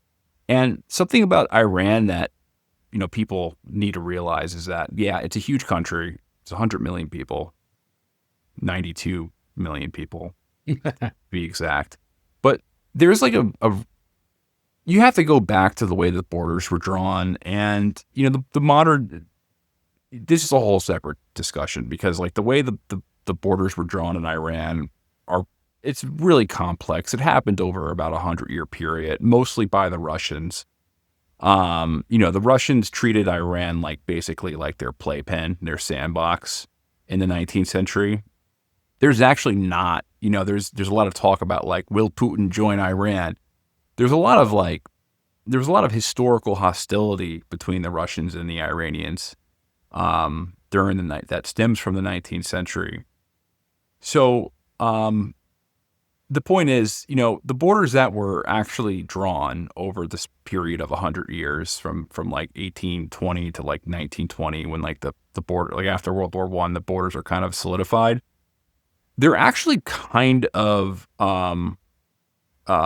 beneficial to a single state monopolizing violence, because there are very clear natural borders in Iran. Like Iran, if you look at the topography, it's basically surrounded by mountains. So there is going to be this power player that comes in, like this, like there's going to be a political entity that's going to be able to monopolize a single state in there. And there's if you look at different options, I'm sure most of these are written in different think tanks that are essentially selling pipe dreams. But what they'll probably push for is some sort of like federation. So if you think of like Ethiopia, for example, Ethiopia is like a federalized system by the tribes. So like each tribe has like their own section, like that's what that they would push for. But they're kind of assuming that these different ethnic groups are like so dissatisfied with the state that it would break up on these minority lines. That's just like not clear. Like as you mentioned, like the Azeris are fully integrated into the political system there. So you're really just talking about like the Kurds. There's an Arab population there, but the Arab population in Iran is largely a Shia population.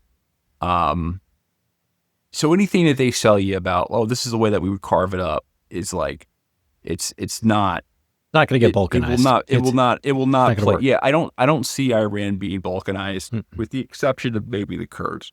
If we went that, if that was the route, and they would just be kind of sold out for short term, like, hey, take territory and cause problems. But I'm not like an expert on the Iran-Iraq war.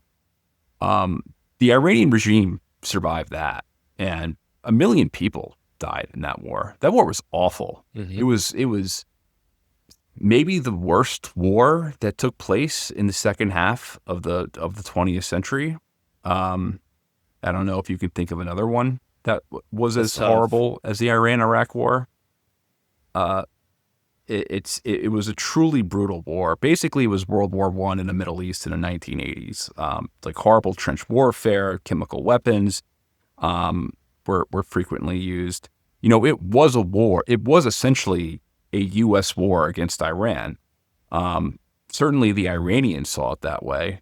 The Iraqis were funded and supported by the United States. They had U.S. military equipment, and they were fighting the Iranians to take down the Israelis were backing the Iranians in that war, though, which is kind of the wild part of this story. Earlier in the episode that may have been lost, but originally Saddam Hussein was seen as the potentially most dangerous hegemonic power in the region, and so Israel was earnestly supporting the new revolutionary Iranian regime, whereas the United States was initially supporting Saddam with limited intelligence.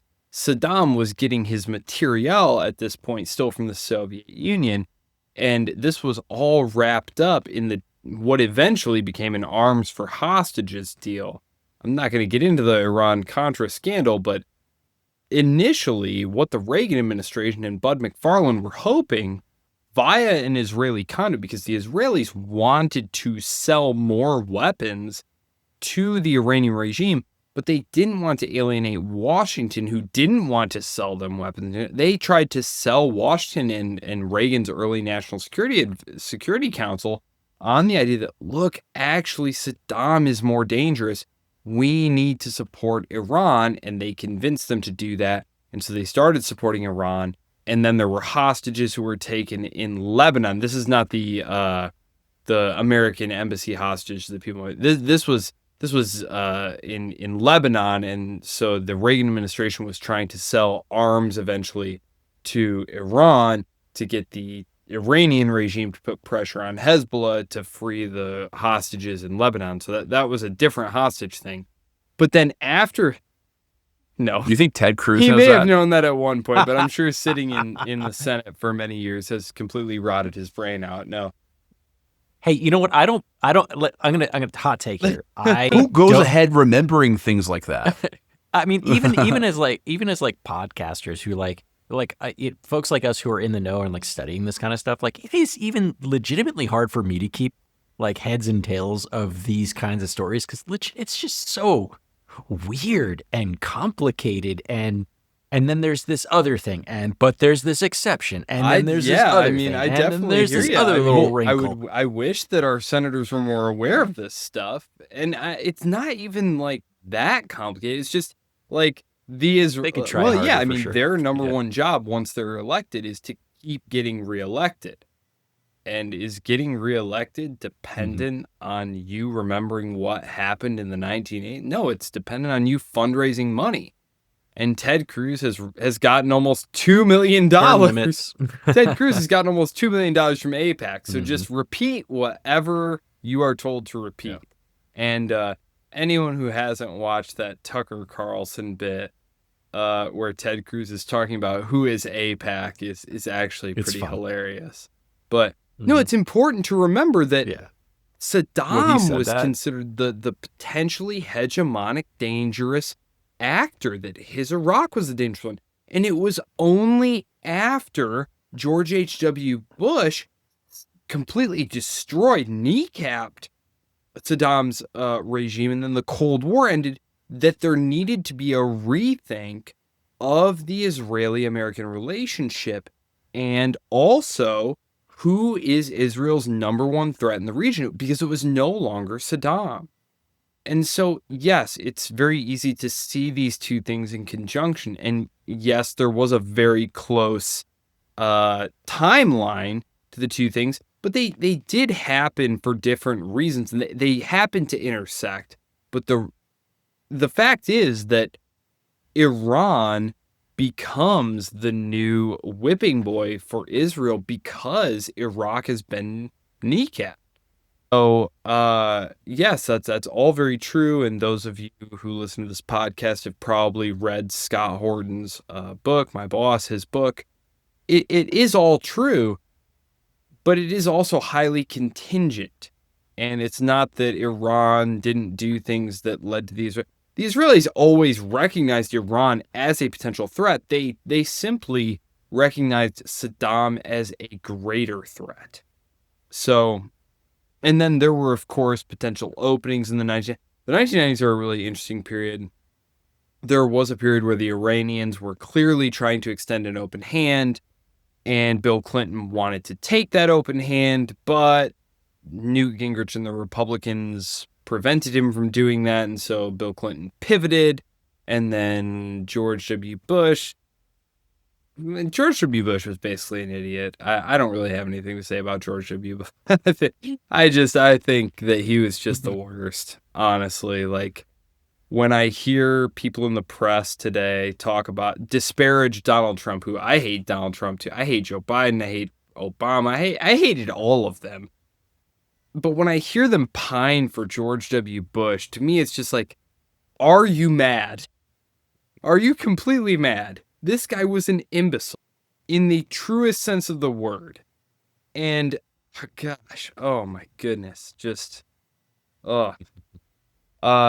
he, Yeah, at least Joe Biden Oh my can gosh. lean on his senility. Well, George here's Bush the thing. just would say the Oh. stupid shit. So What was here's his the excuse? thing.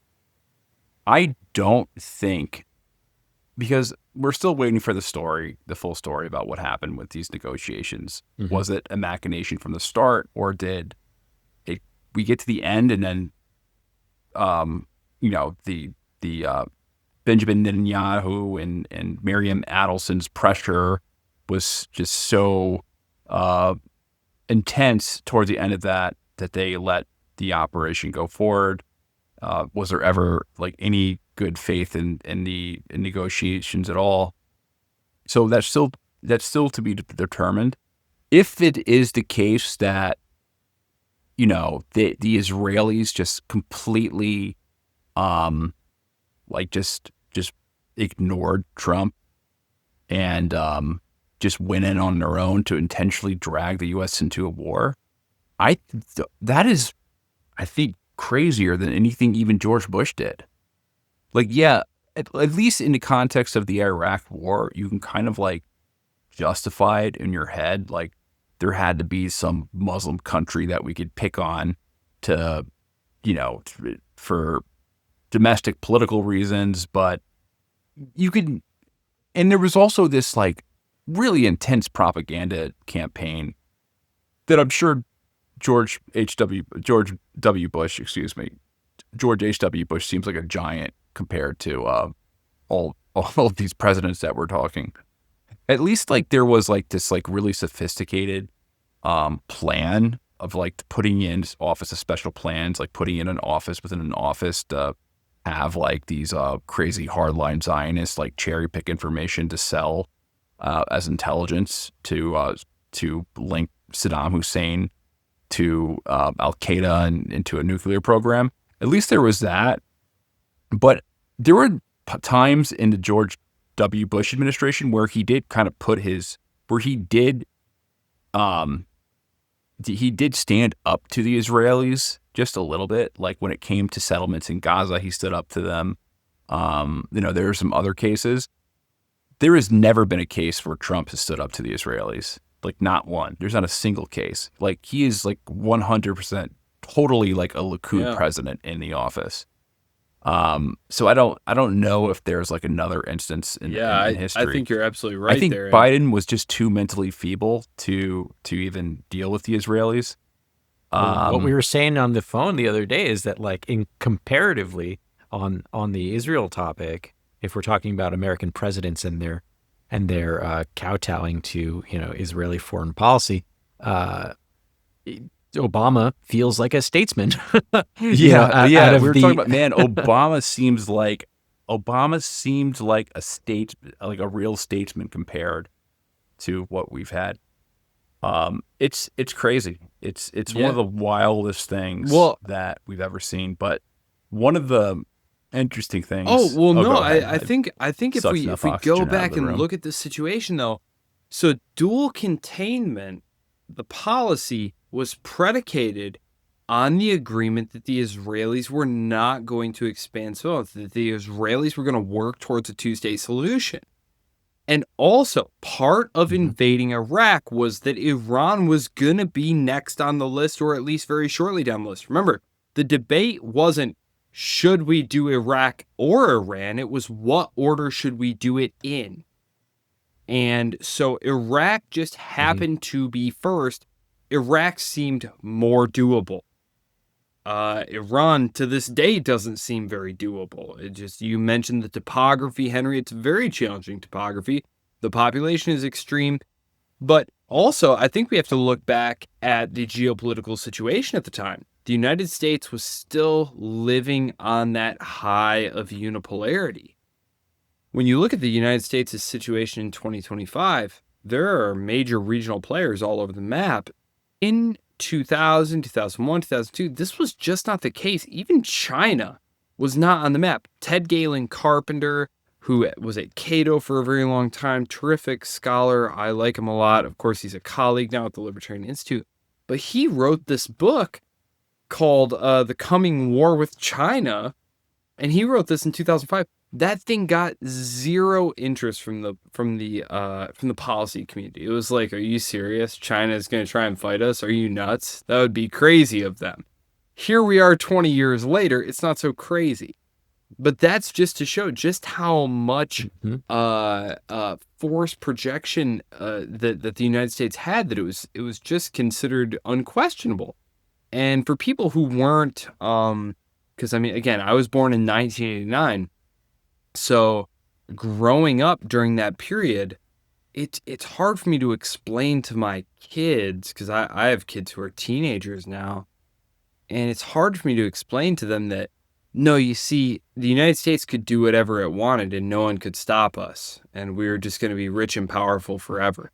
It's difficult to explain that mentality to them, but like, that is honestly, growing up in the 1990s, early 2000s, like, that's the way the world seemed. And that's the way it was sold to us as young Americans, that we won the Cold War, that history had ended, that liberal capitalist democracy had triumphed, that we won, that we were going to crush everyone. And you looked around the world and it was like, in 2000, GDP per capita in China was $900. It's right. And Russia had just gone bankrupt the year before, or a year and a half before. India was nothing. It's so hard to explain to people what it was like growing up in that moment where, like, sure, we'll invade Iraq. Maybe they have WMDs, maybe they don't. Maybe they better watch their mouths. You know, what are they going to do about it? What are they going to do? You know, and it was... Yeah. I mean, it was the truth at that time. It was the truth, but the hubris like Henry of this said all, too, I think is, it was all wrapped up so brilliantly, because they pitched it as Saddam Hussein and bin Laden were like pals.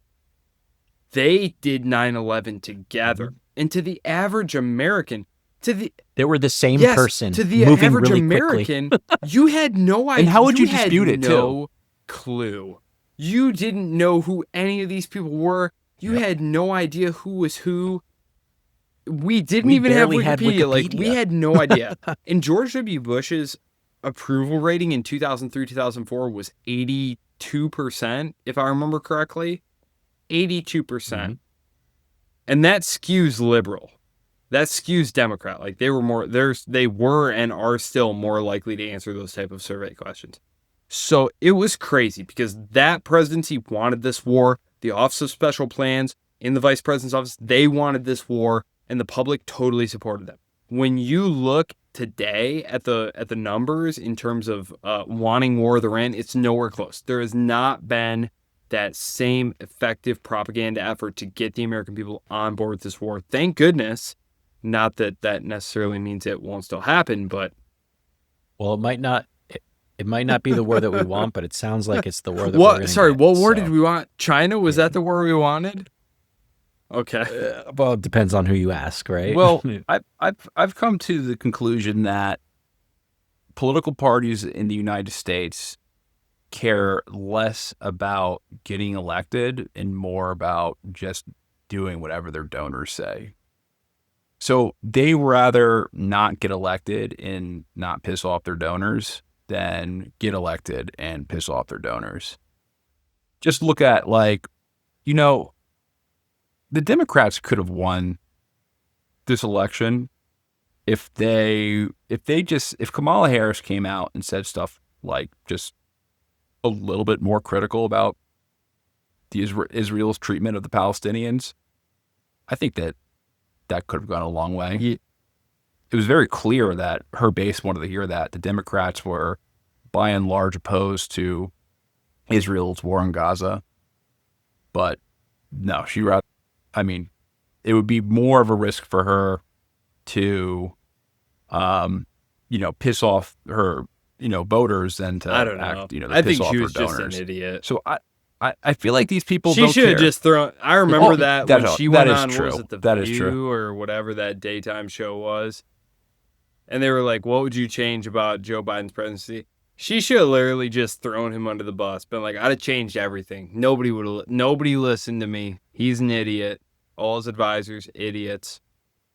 It's because I'm a woman. They were like, I'm "What a would you black change about woman. what Joe Biden No, did?" And they- it's like, they let's didn't see, treat me- inflation yeah. is like 8%. Everything's blowing up. I would have changed everything.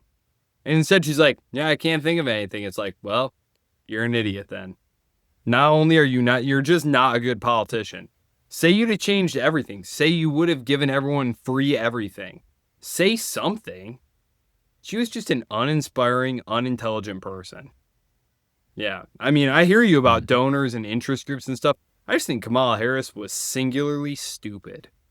Like, not to be rude, just as, Okay. just Maybe as not a the best politician, example. look at what Donald Trump says.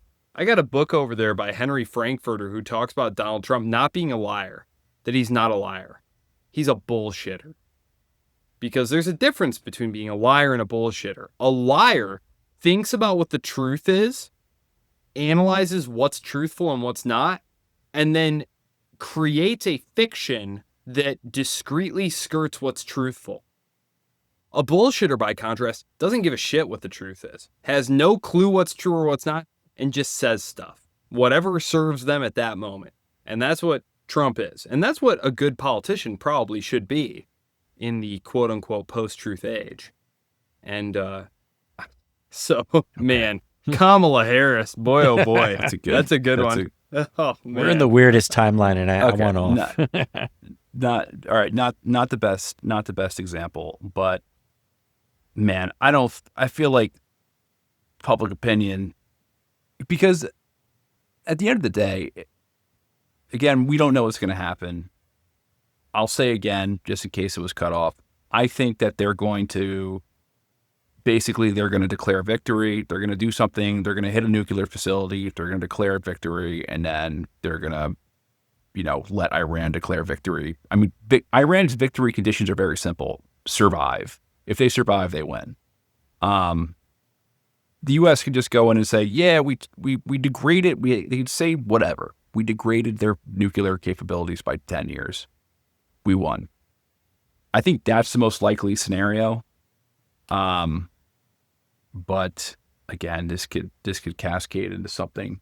Like every single time I get like a notification from like a journalist I follow who's covering it, I'm like getting a little nervous. Mm-hmm.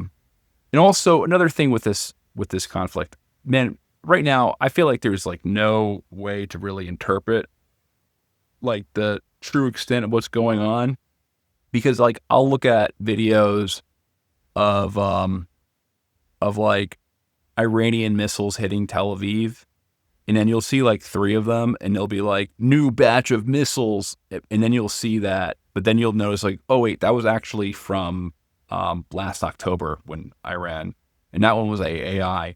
So like there'll be like a couple of true videos, and then there'll be a fake one, and then there'll be another fake, then like an old video or a video game. And the same thing with Israel strikes in Iran. Like, you'll see some real damage, but then you'll see like somebody just like lighting a tire on fire and being like, look at Tehran burn. And then like they'll be mixed in together. So it's really hard to calculate like what the damage assessments are. especially now that Israel has a blackout on coverage. I mean, social media you still get this stuff via social media, but we're also in like the we're past the truth age, but we're like in the slop age. So there's just so much just like misinformation and like clickbait online where I have zero clue like what sources to trust. You have a lot of like self-proclaimed geopolitical experts like ourselves. We try not to proclaim ourselves as geopolitical experts, but you'll have people like come on and they'll be like, you'll listen to these shows and they'll be like, Iran won the war. They've already run the war. They've already destroyed Haifa. And then you'll see like some pro-Israel guy and it'll be like, we've already decapitated every single member of the Iranian military. Every single person is dead. Now we're just waiting and it's the regime is going to collapse. Like, so there's just so much propaganda for both sides. A lot like the Russia-Ukraine war where there was just so, still to this day, but there's so much propaganda for both sides that, the fog of war exists. And it's hard to assess like how much damage each state has taken so far. Yep. We have an idea, but general sense is that the Israelis have done more damage to Iran, but Iran's HP is much higher than Israel. Israel has a smaller health bar. Yep. So they could absorb a lot more damage.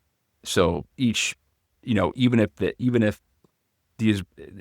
Israel gets hit with, if they launch 100 missiles and, 10 hit and then, 3 of them hit areas that are important, then, that's still like the relative damage is worse.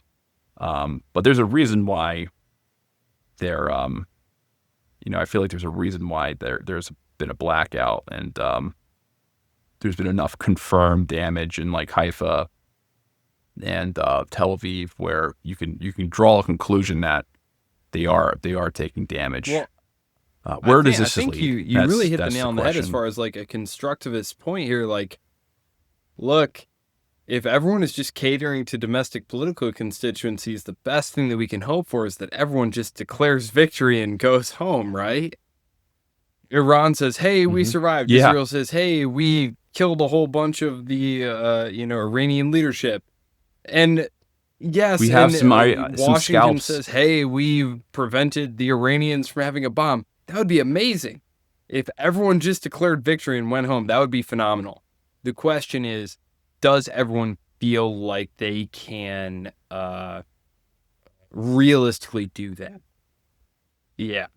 All right. This is what we need to do. We need to sit down and make participation trophies and start handing them out. Everyone gets a Israel-Iran war participation trophy, and then a pat on the back, and they can all go home.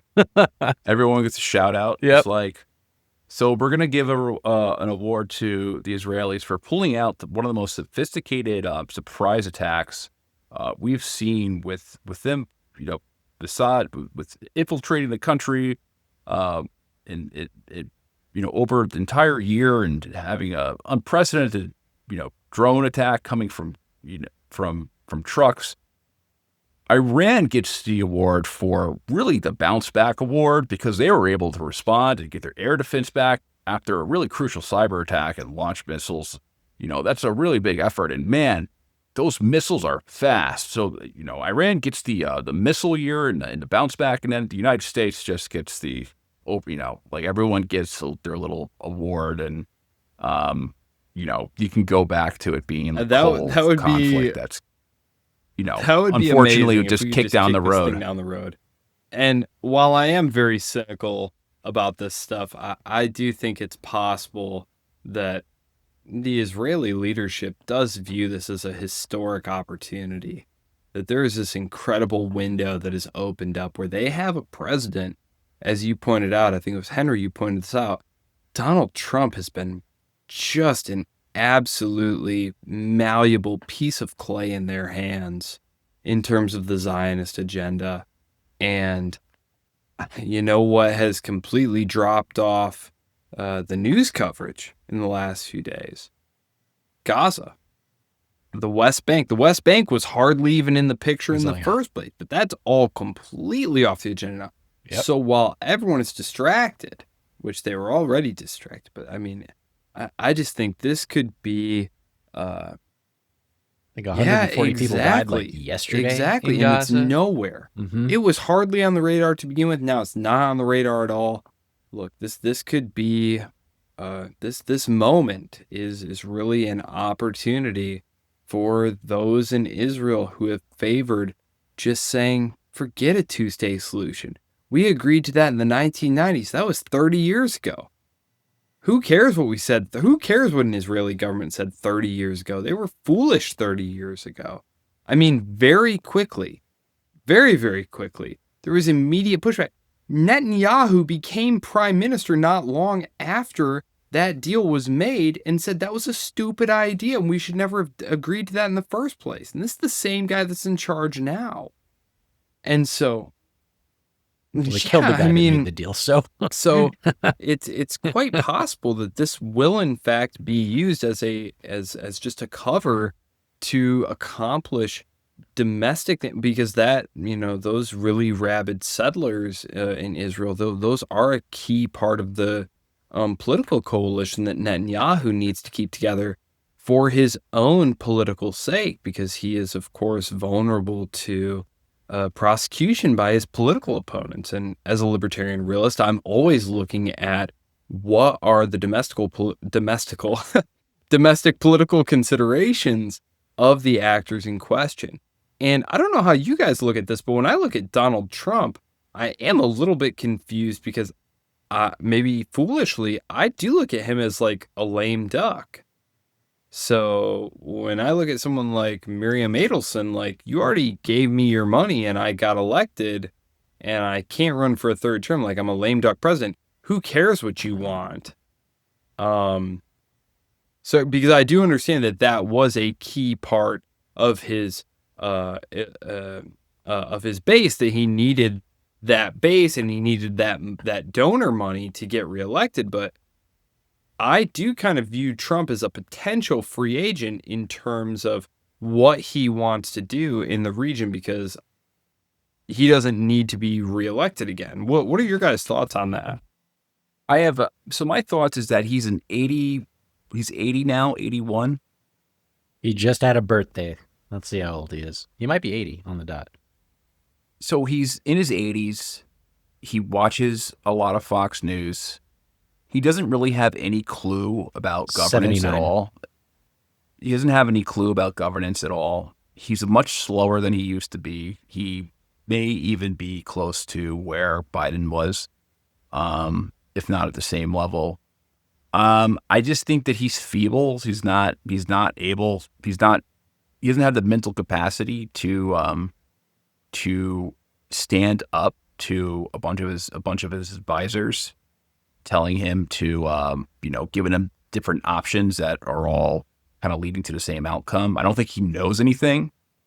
And he's just extremely easy to push into a particular direction if you know how to stroke his how ego. to push him, how to stroke him. And he's pretty vapid when it comes to his ideology. He mostly just kind of cares about what's in his interest. And right now, he kind of fancies himself like a vanguard for whatever movement he created. And he's being told he's doing the right thing. And I think that's kind of like, I don't think it's that shallow. I think he's just kind of morphed into like your typical Republican, and he doesn't know what to do outside of, he knows that the Israelis gave him money. So that's probably I think Trump is the best thing to do. I think Trump is a microcosm, Joe, of your assertion that all foreign policy is domestic policy.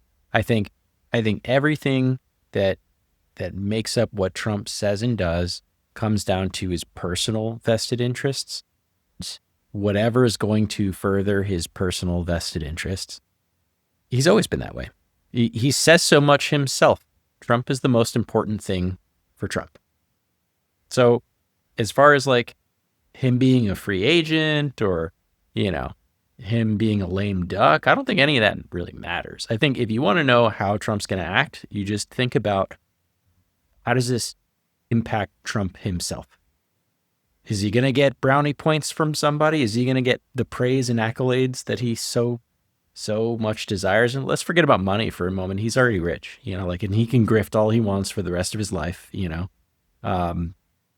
He wants to be remembered. He wants power. He wants the participation trophy that we're going to offer him, you know. So whatever or whoever will offer him, you know, the most beneficial thing for Trump, that's exactly what Trump's going to do. Also, there, you know, people are saying he's blackmailed too. I don't know how blackmailed he is. I think Maybe. all the bad shit about him is already out.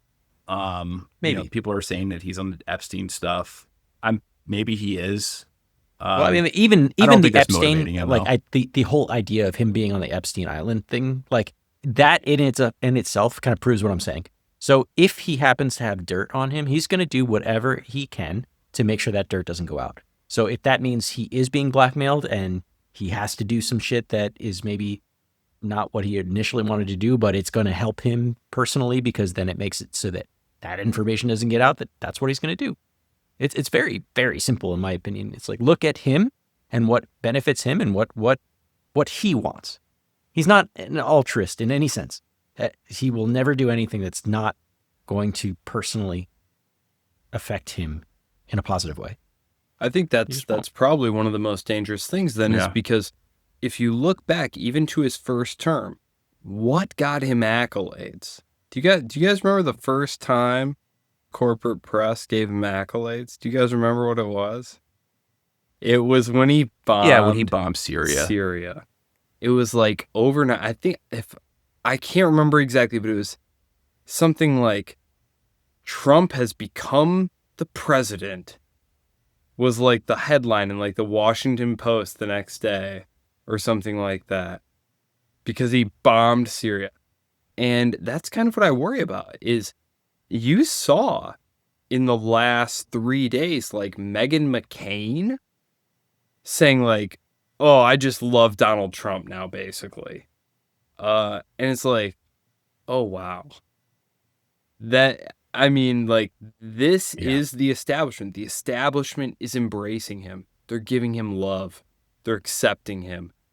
And if that's the participant, I think that's it. Like you said, he's got money. He can grift. Like, if he needs acceptance, if he's worried about his legacy and how the Washington court historians are going to remember him, that if he wants to be remembered as great, doing something great, gosh, I mean, it is telling that you always look like, what can't you criticize?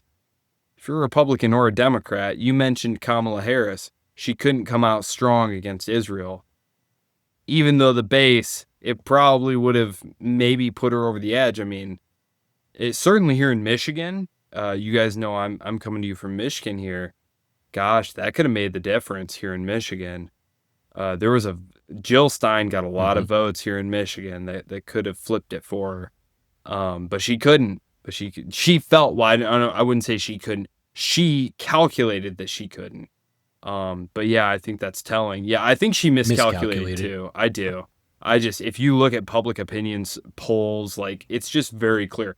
Even among those who self-identify as Republican, if you're under the age of 40, you could very easily flout the convention in terms of, you know, going along with like a pro-Israel policy. The donors might not like that, but certainly among the base, you could do that. So, yeah, that is scary to think that if that's what Trump is angling for, then he could have it by just bombing Iran. I mean, it's just wild to think that, like, that is what could get him the accolades he wants. Gosh. Well, look who's around him. So look who's telling him about, like, so he's surrounded by, I mean, he married into a hardcore Zionist family already, or not, he hasn't himself, his daughter married into a hardcore Zionist family.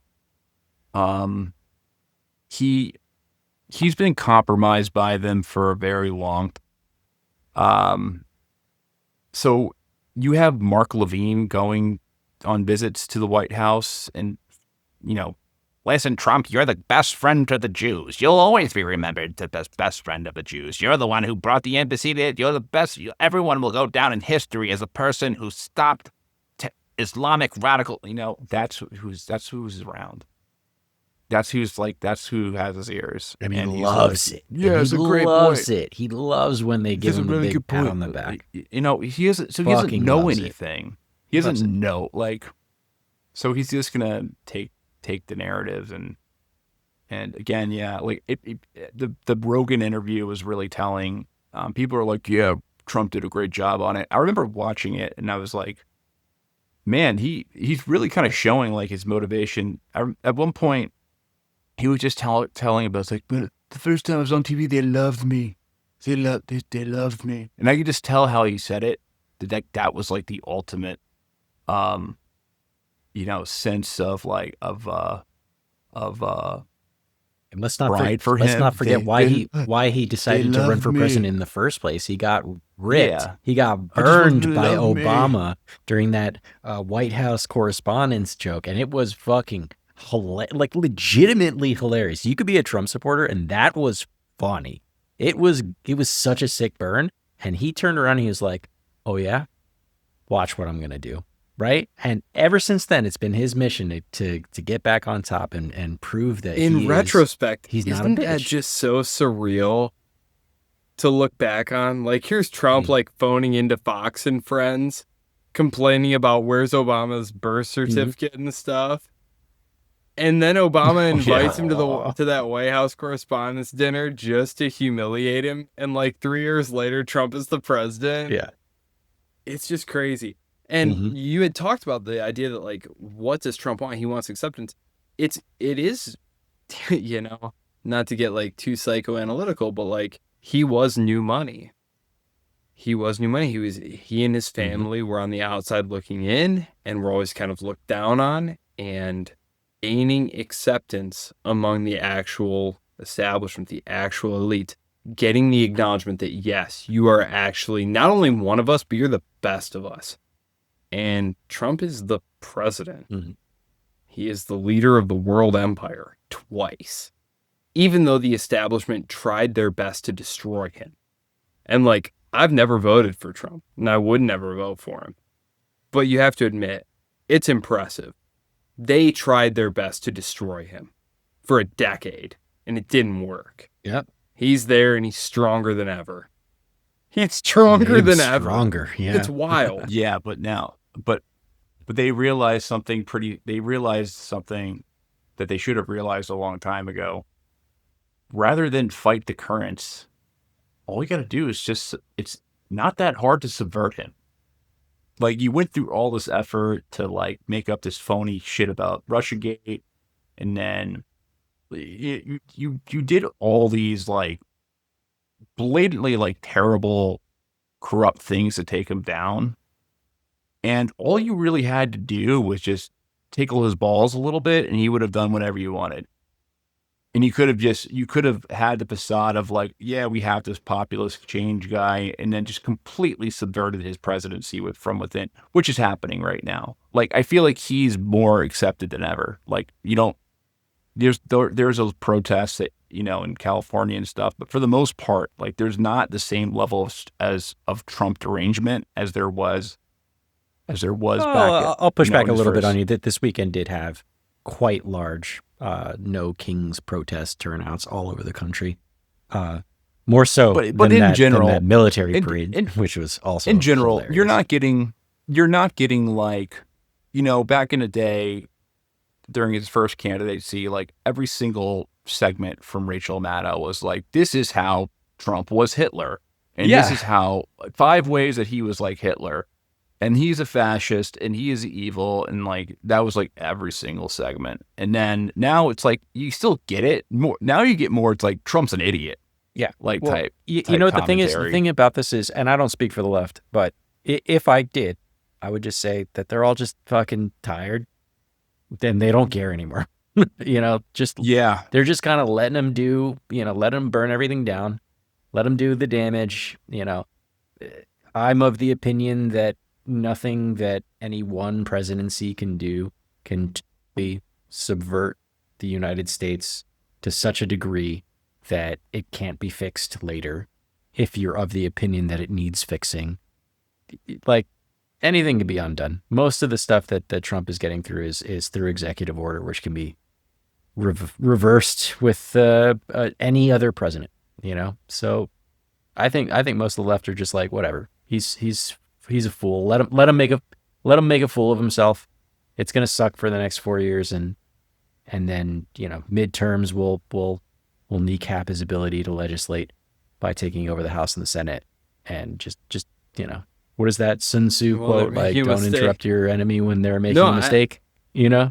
Like I think that's just the entire left has just kind of adopted that. Like just let them right in regards to that. Let them and fuck when it you up. look at like spending bills have to originate in the House. Look, the deficit's going to keep expanding. The debt is going to keep rising. But what's interesting to me, apropos our conversation today, vis-a-vis Iran, when I looked at the return of the Democrats to the White House, which, again, I've never voted for Democrat either.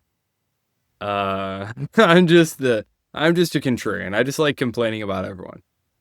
Yeah, I hate Gold-star libertarian over here. But I always try to look for a bright side when someone's coming into office, and I was like, oh, good. Here comes Joe Biden. We're obviously going to get back in the Iran nuclear deal, which was a great deal to begin with.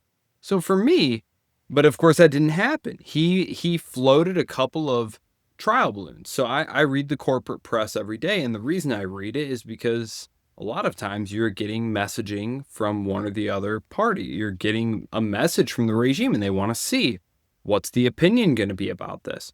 And very early on, the Joe Biden administration floated, hey, we're talking with the Iranian regime. And the pushback was very strong. But instead of showing some backbone and saying, no, you know what? Donald Trump's an idiot. We never should have got out of the deal. We're going to get back in the deal. Instead of taking what might have been a small hit, the Democrats just Joe Biden's administration just rolled over and was like, yeah, that was a terrible deal. We're going to get a better deal. It's like, you all negotiated this deal. Literally, you exact people got this deal. Just go make the case that it was a great deal and Donald Trump was an idiot. And that didn't happen. And I think that might have been our chance. So, yeah, I do agree with you. So will a new get another one. Democratic administration potentially in 2028 try to do a reset? It's hard to say. I mean, what's the field look like in 2028? I mean, Democratic Party is a huge mess right now. I don't think it's way too it's way too early to talk fields. I think, and you know what, personally, I don't even think it needs to be a Democrat. It could be another Republican too. I think just personally, it could be just anyone else. Maybe literally. I don't know. It's the Democrats were the ones that were more sane on the Iran issue, but Barack Obama very wisely and very bravely expended a lot of capital, a lot of political capital to get that deal done. And if that deal was what was going to keep conflict from happening there, we should have got back in the deal. And I don't know that we're ever going to get back in that deal. And so where does that leave us? Again, I argued today, June 18th, that forget it. Who cares? Iran having a nuclear bomb would be way better than the situation now. And I feel like the possibility of Iran not getting a nuclear bomb has long since passed, and we're in the worst of all possible worlds right now where they have a latent nuclear deterrent, and the Israelis feel like they have a blank check and the support of Washington to go after them. This can't hold up. This is a bad situation. This is the worst situation possible. And the deal's not going to get remade. That's not going to happen. We're not going to get back in that deal. Not even a better version of the deal. For Americans, there's no point in expending any more effort in this. The Iranians having a bomb is no more dangerous to us than the Pakistanis having a bomb. So just let it happen. All right. Well, let's actually wrap this up so we could preserve this. We did basically another show. Whole entire show, yeah. So, Joe, Thank you so much for joining us. Seriously, thank you so much. It is always a pleasure to speak with you. Do you anything that you I want to write a plug? weekly column at the Libertarian Institute. It's usually every Thursday. Sometimes if I write something that's really topical and really in line with the news cycle, Hunter will just run it the next day, but usually it's every Thursday. I write books at the Libertarian Institute, The Fake China Threat and Its Very Real Danger. Also, the one from last year was The National Debt and You. This was admittedly a little bit less catchy, a little less interesting. It's about the national debt. And then, just keep an eye out. I'm always working on stuff. I've been working on a mammoth project that I hope to have done next year. At some point next year. It's American foreign policy from 1865 to 1898. It's kind of just a neglected period of American foreign policy. We kind of go from like the Civil War to like now we're going to be an empire in 1898. And so I went back and really put together a comprehensive compendium of like what was going on during this period. Most Americans aren't aware that like we went and like killed a bunch of people in Formosa, Taiwan. We went and had campaigns against the Korean kingdoms and just were involved in like the Second Opium War and just all these different things. How were we in Hawaii? So I'm just trying to kind of connect all these things. I can't wait to talk to you about hopefully that. I'll have that done early that's- next year. that's so still work in progress. But thank you so much, guys. Okay. And I'm so sorry about the Awesome. technical issues that we had earlier. No Sorry. problem, man. No problem. Shit like that happens all the time. Okay. Thanks, guys, again for listening to another episode. Danny, any housekeeping things? Yep. So we've been exploring some new formatting. You'll notice that if you're on Spotify, you're now seeing our beautiful faces during the podcast. We're also ramping up production on our YouTube. So we're doing a lot of clips, a lot of shorts, and of course, full episodes there. So Spotify and YouTube are places that you can actually engage with us directly, and as opposed to the Apple podcast, which we still love, and a lot of y'all are still listening to us from there, but honestly, we can't talk to you there. So come find us in the other places, and if not there, and you want to support us even further, join our Substack. We have exclusive content like our Shoot the Shit episodes there, and if you're sick of ads, you can always listen to them for free if you join our Substack. So those are the things that I got to plug. Take us away, Henry. All right. Peace, guys. Peace.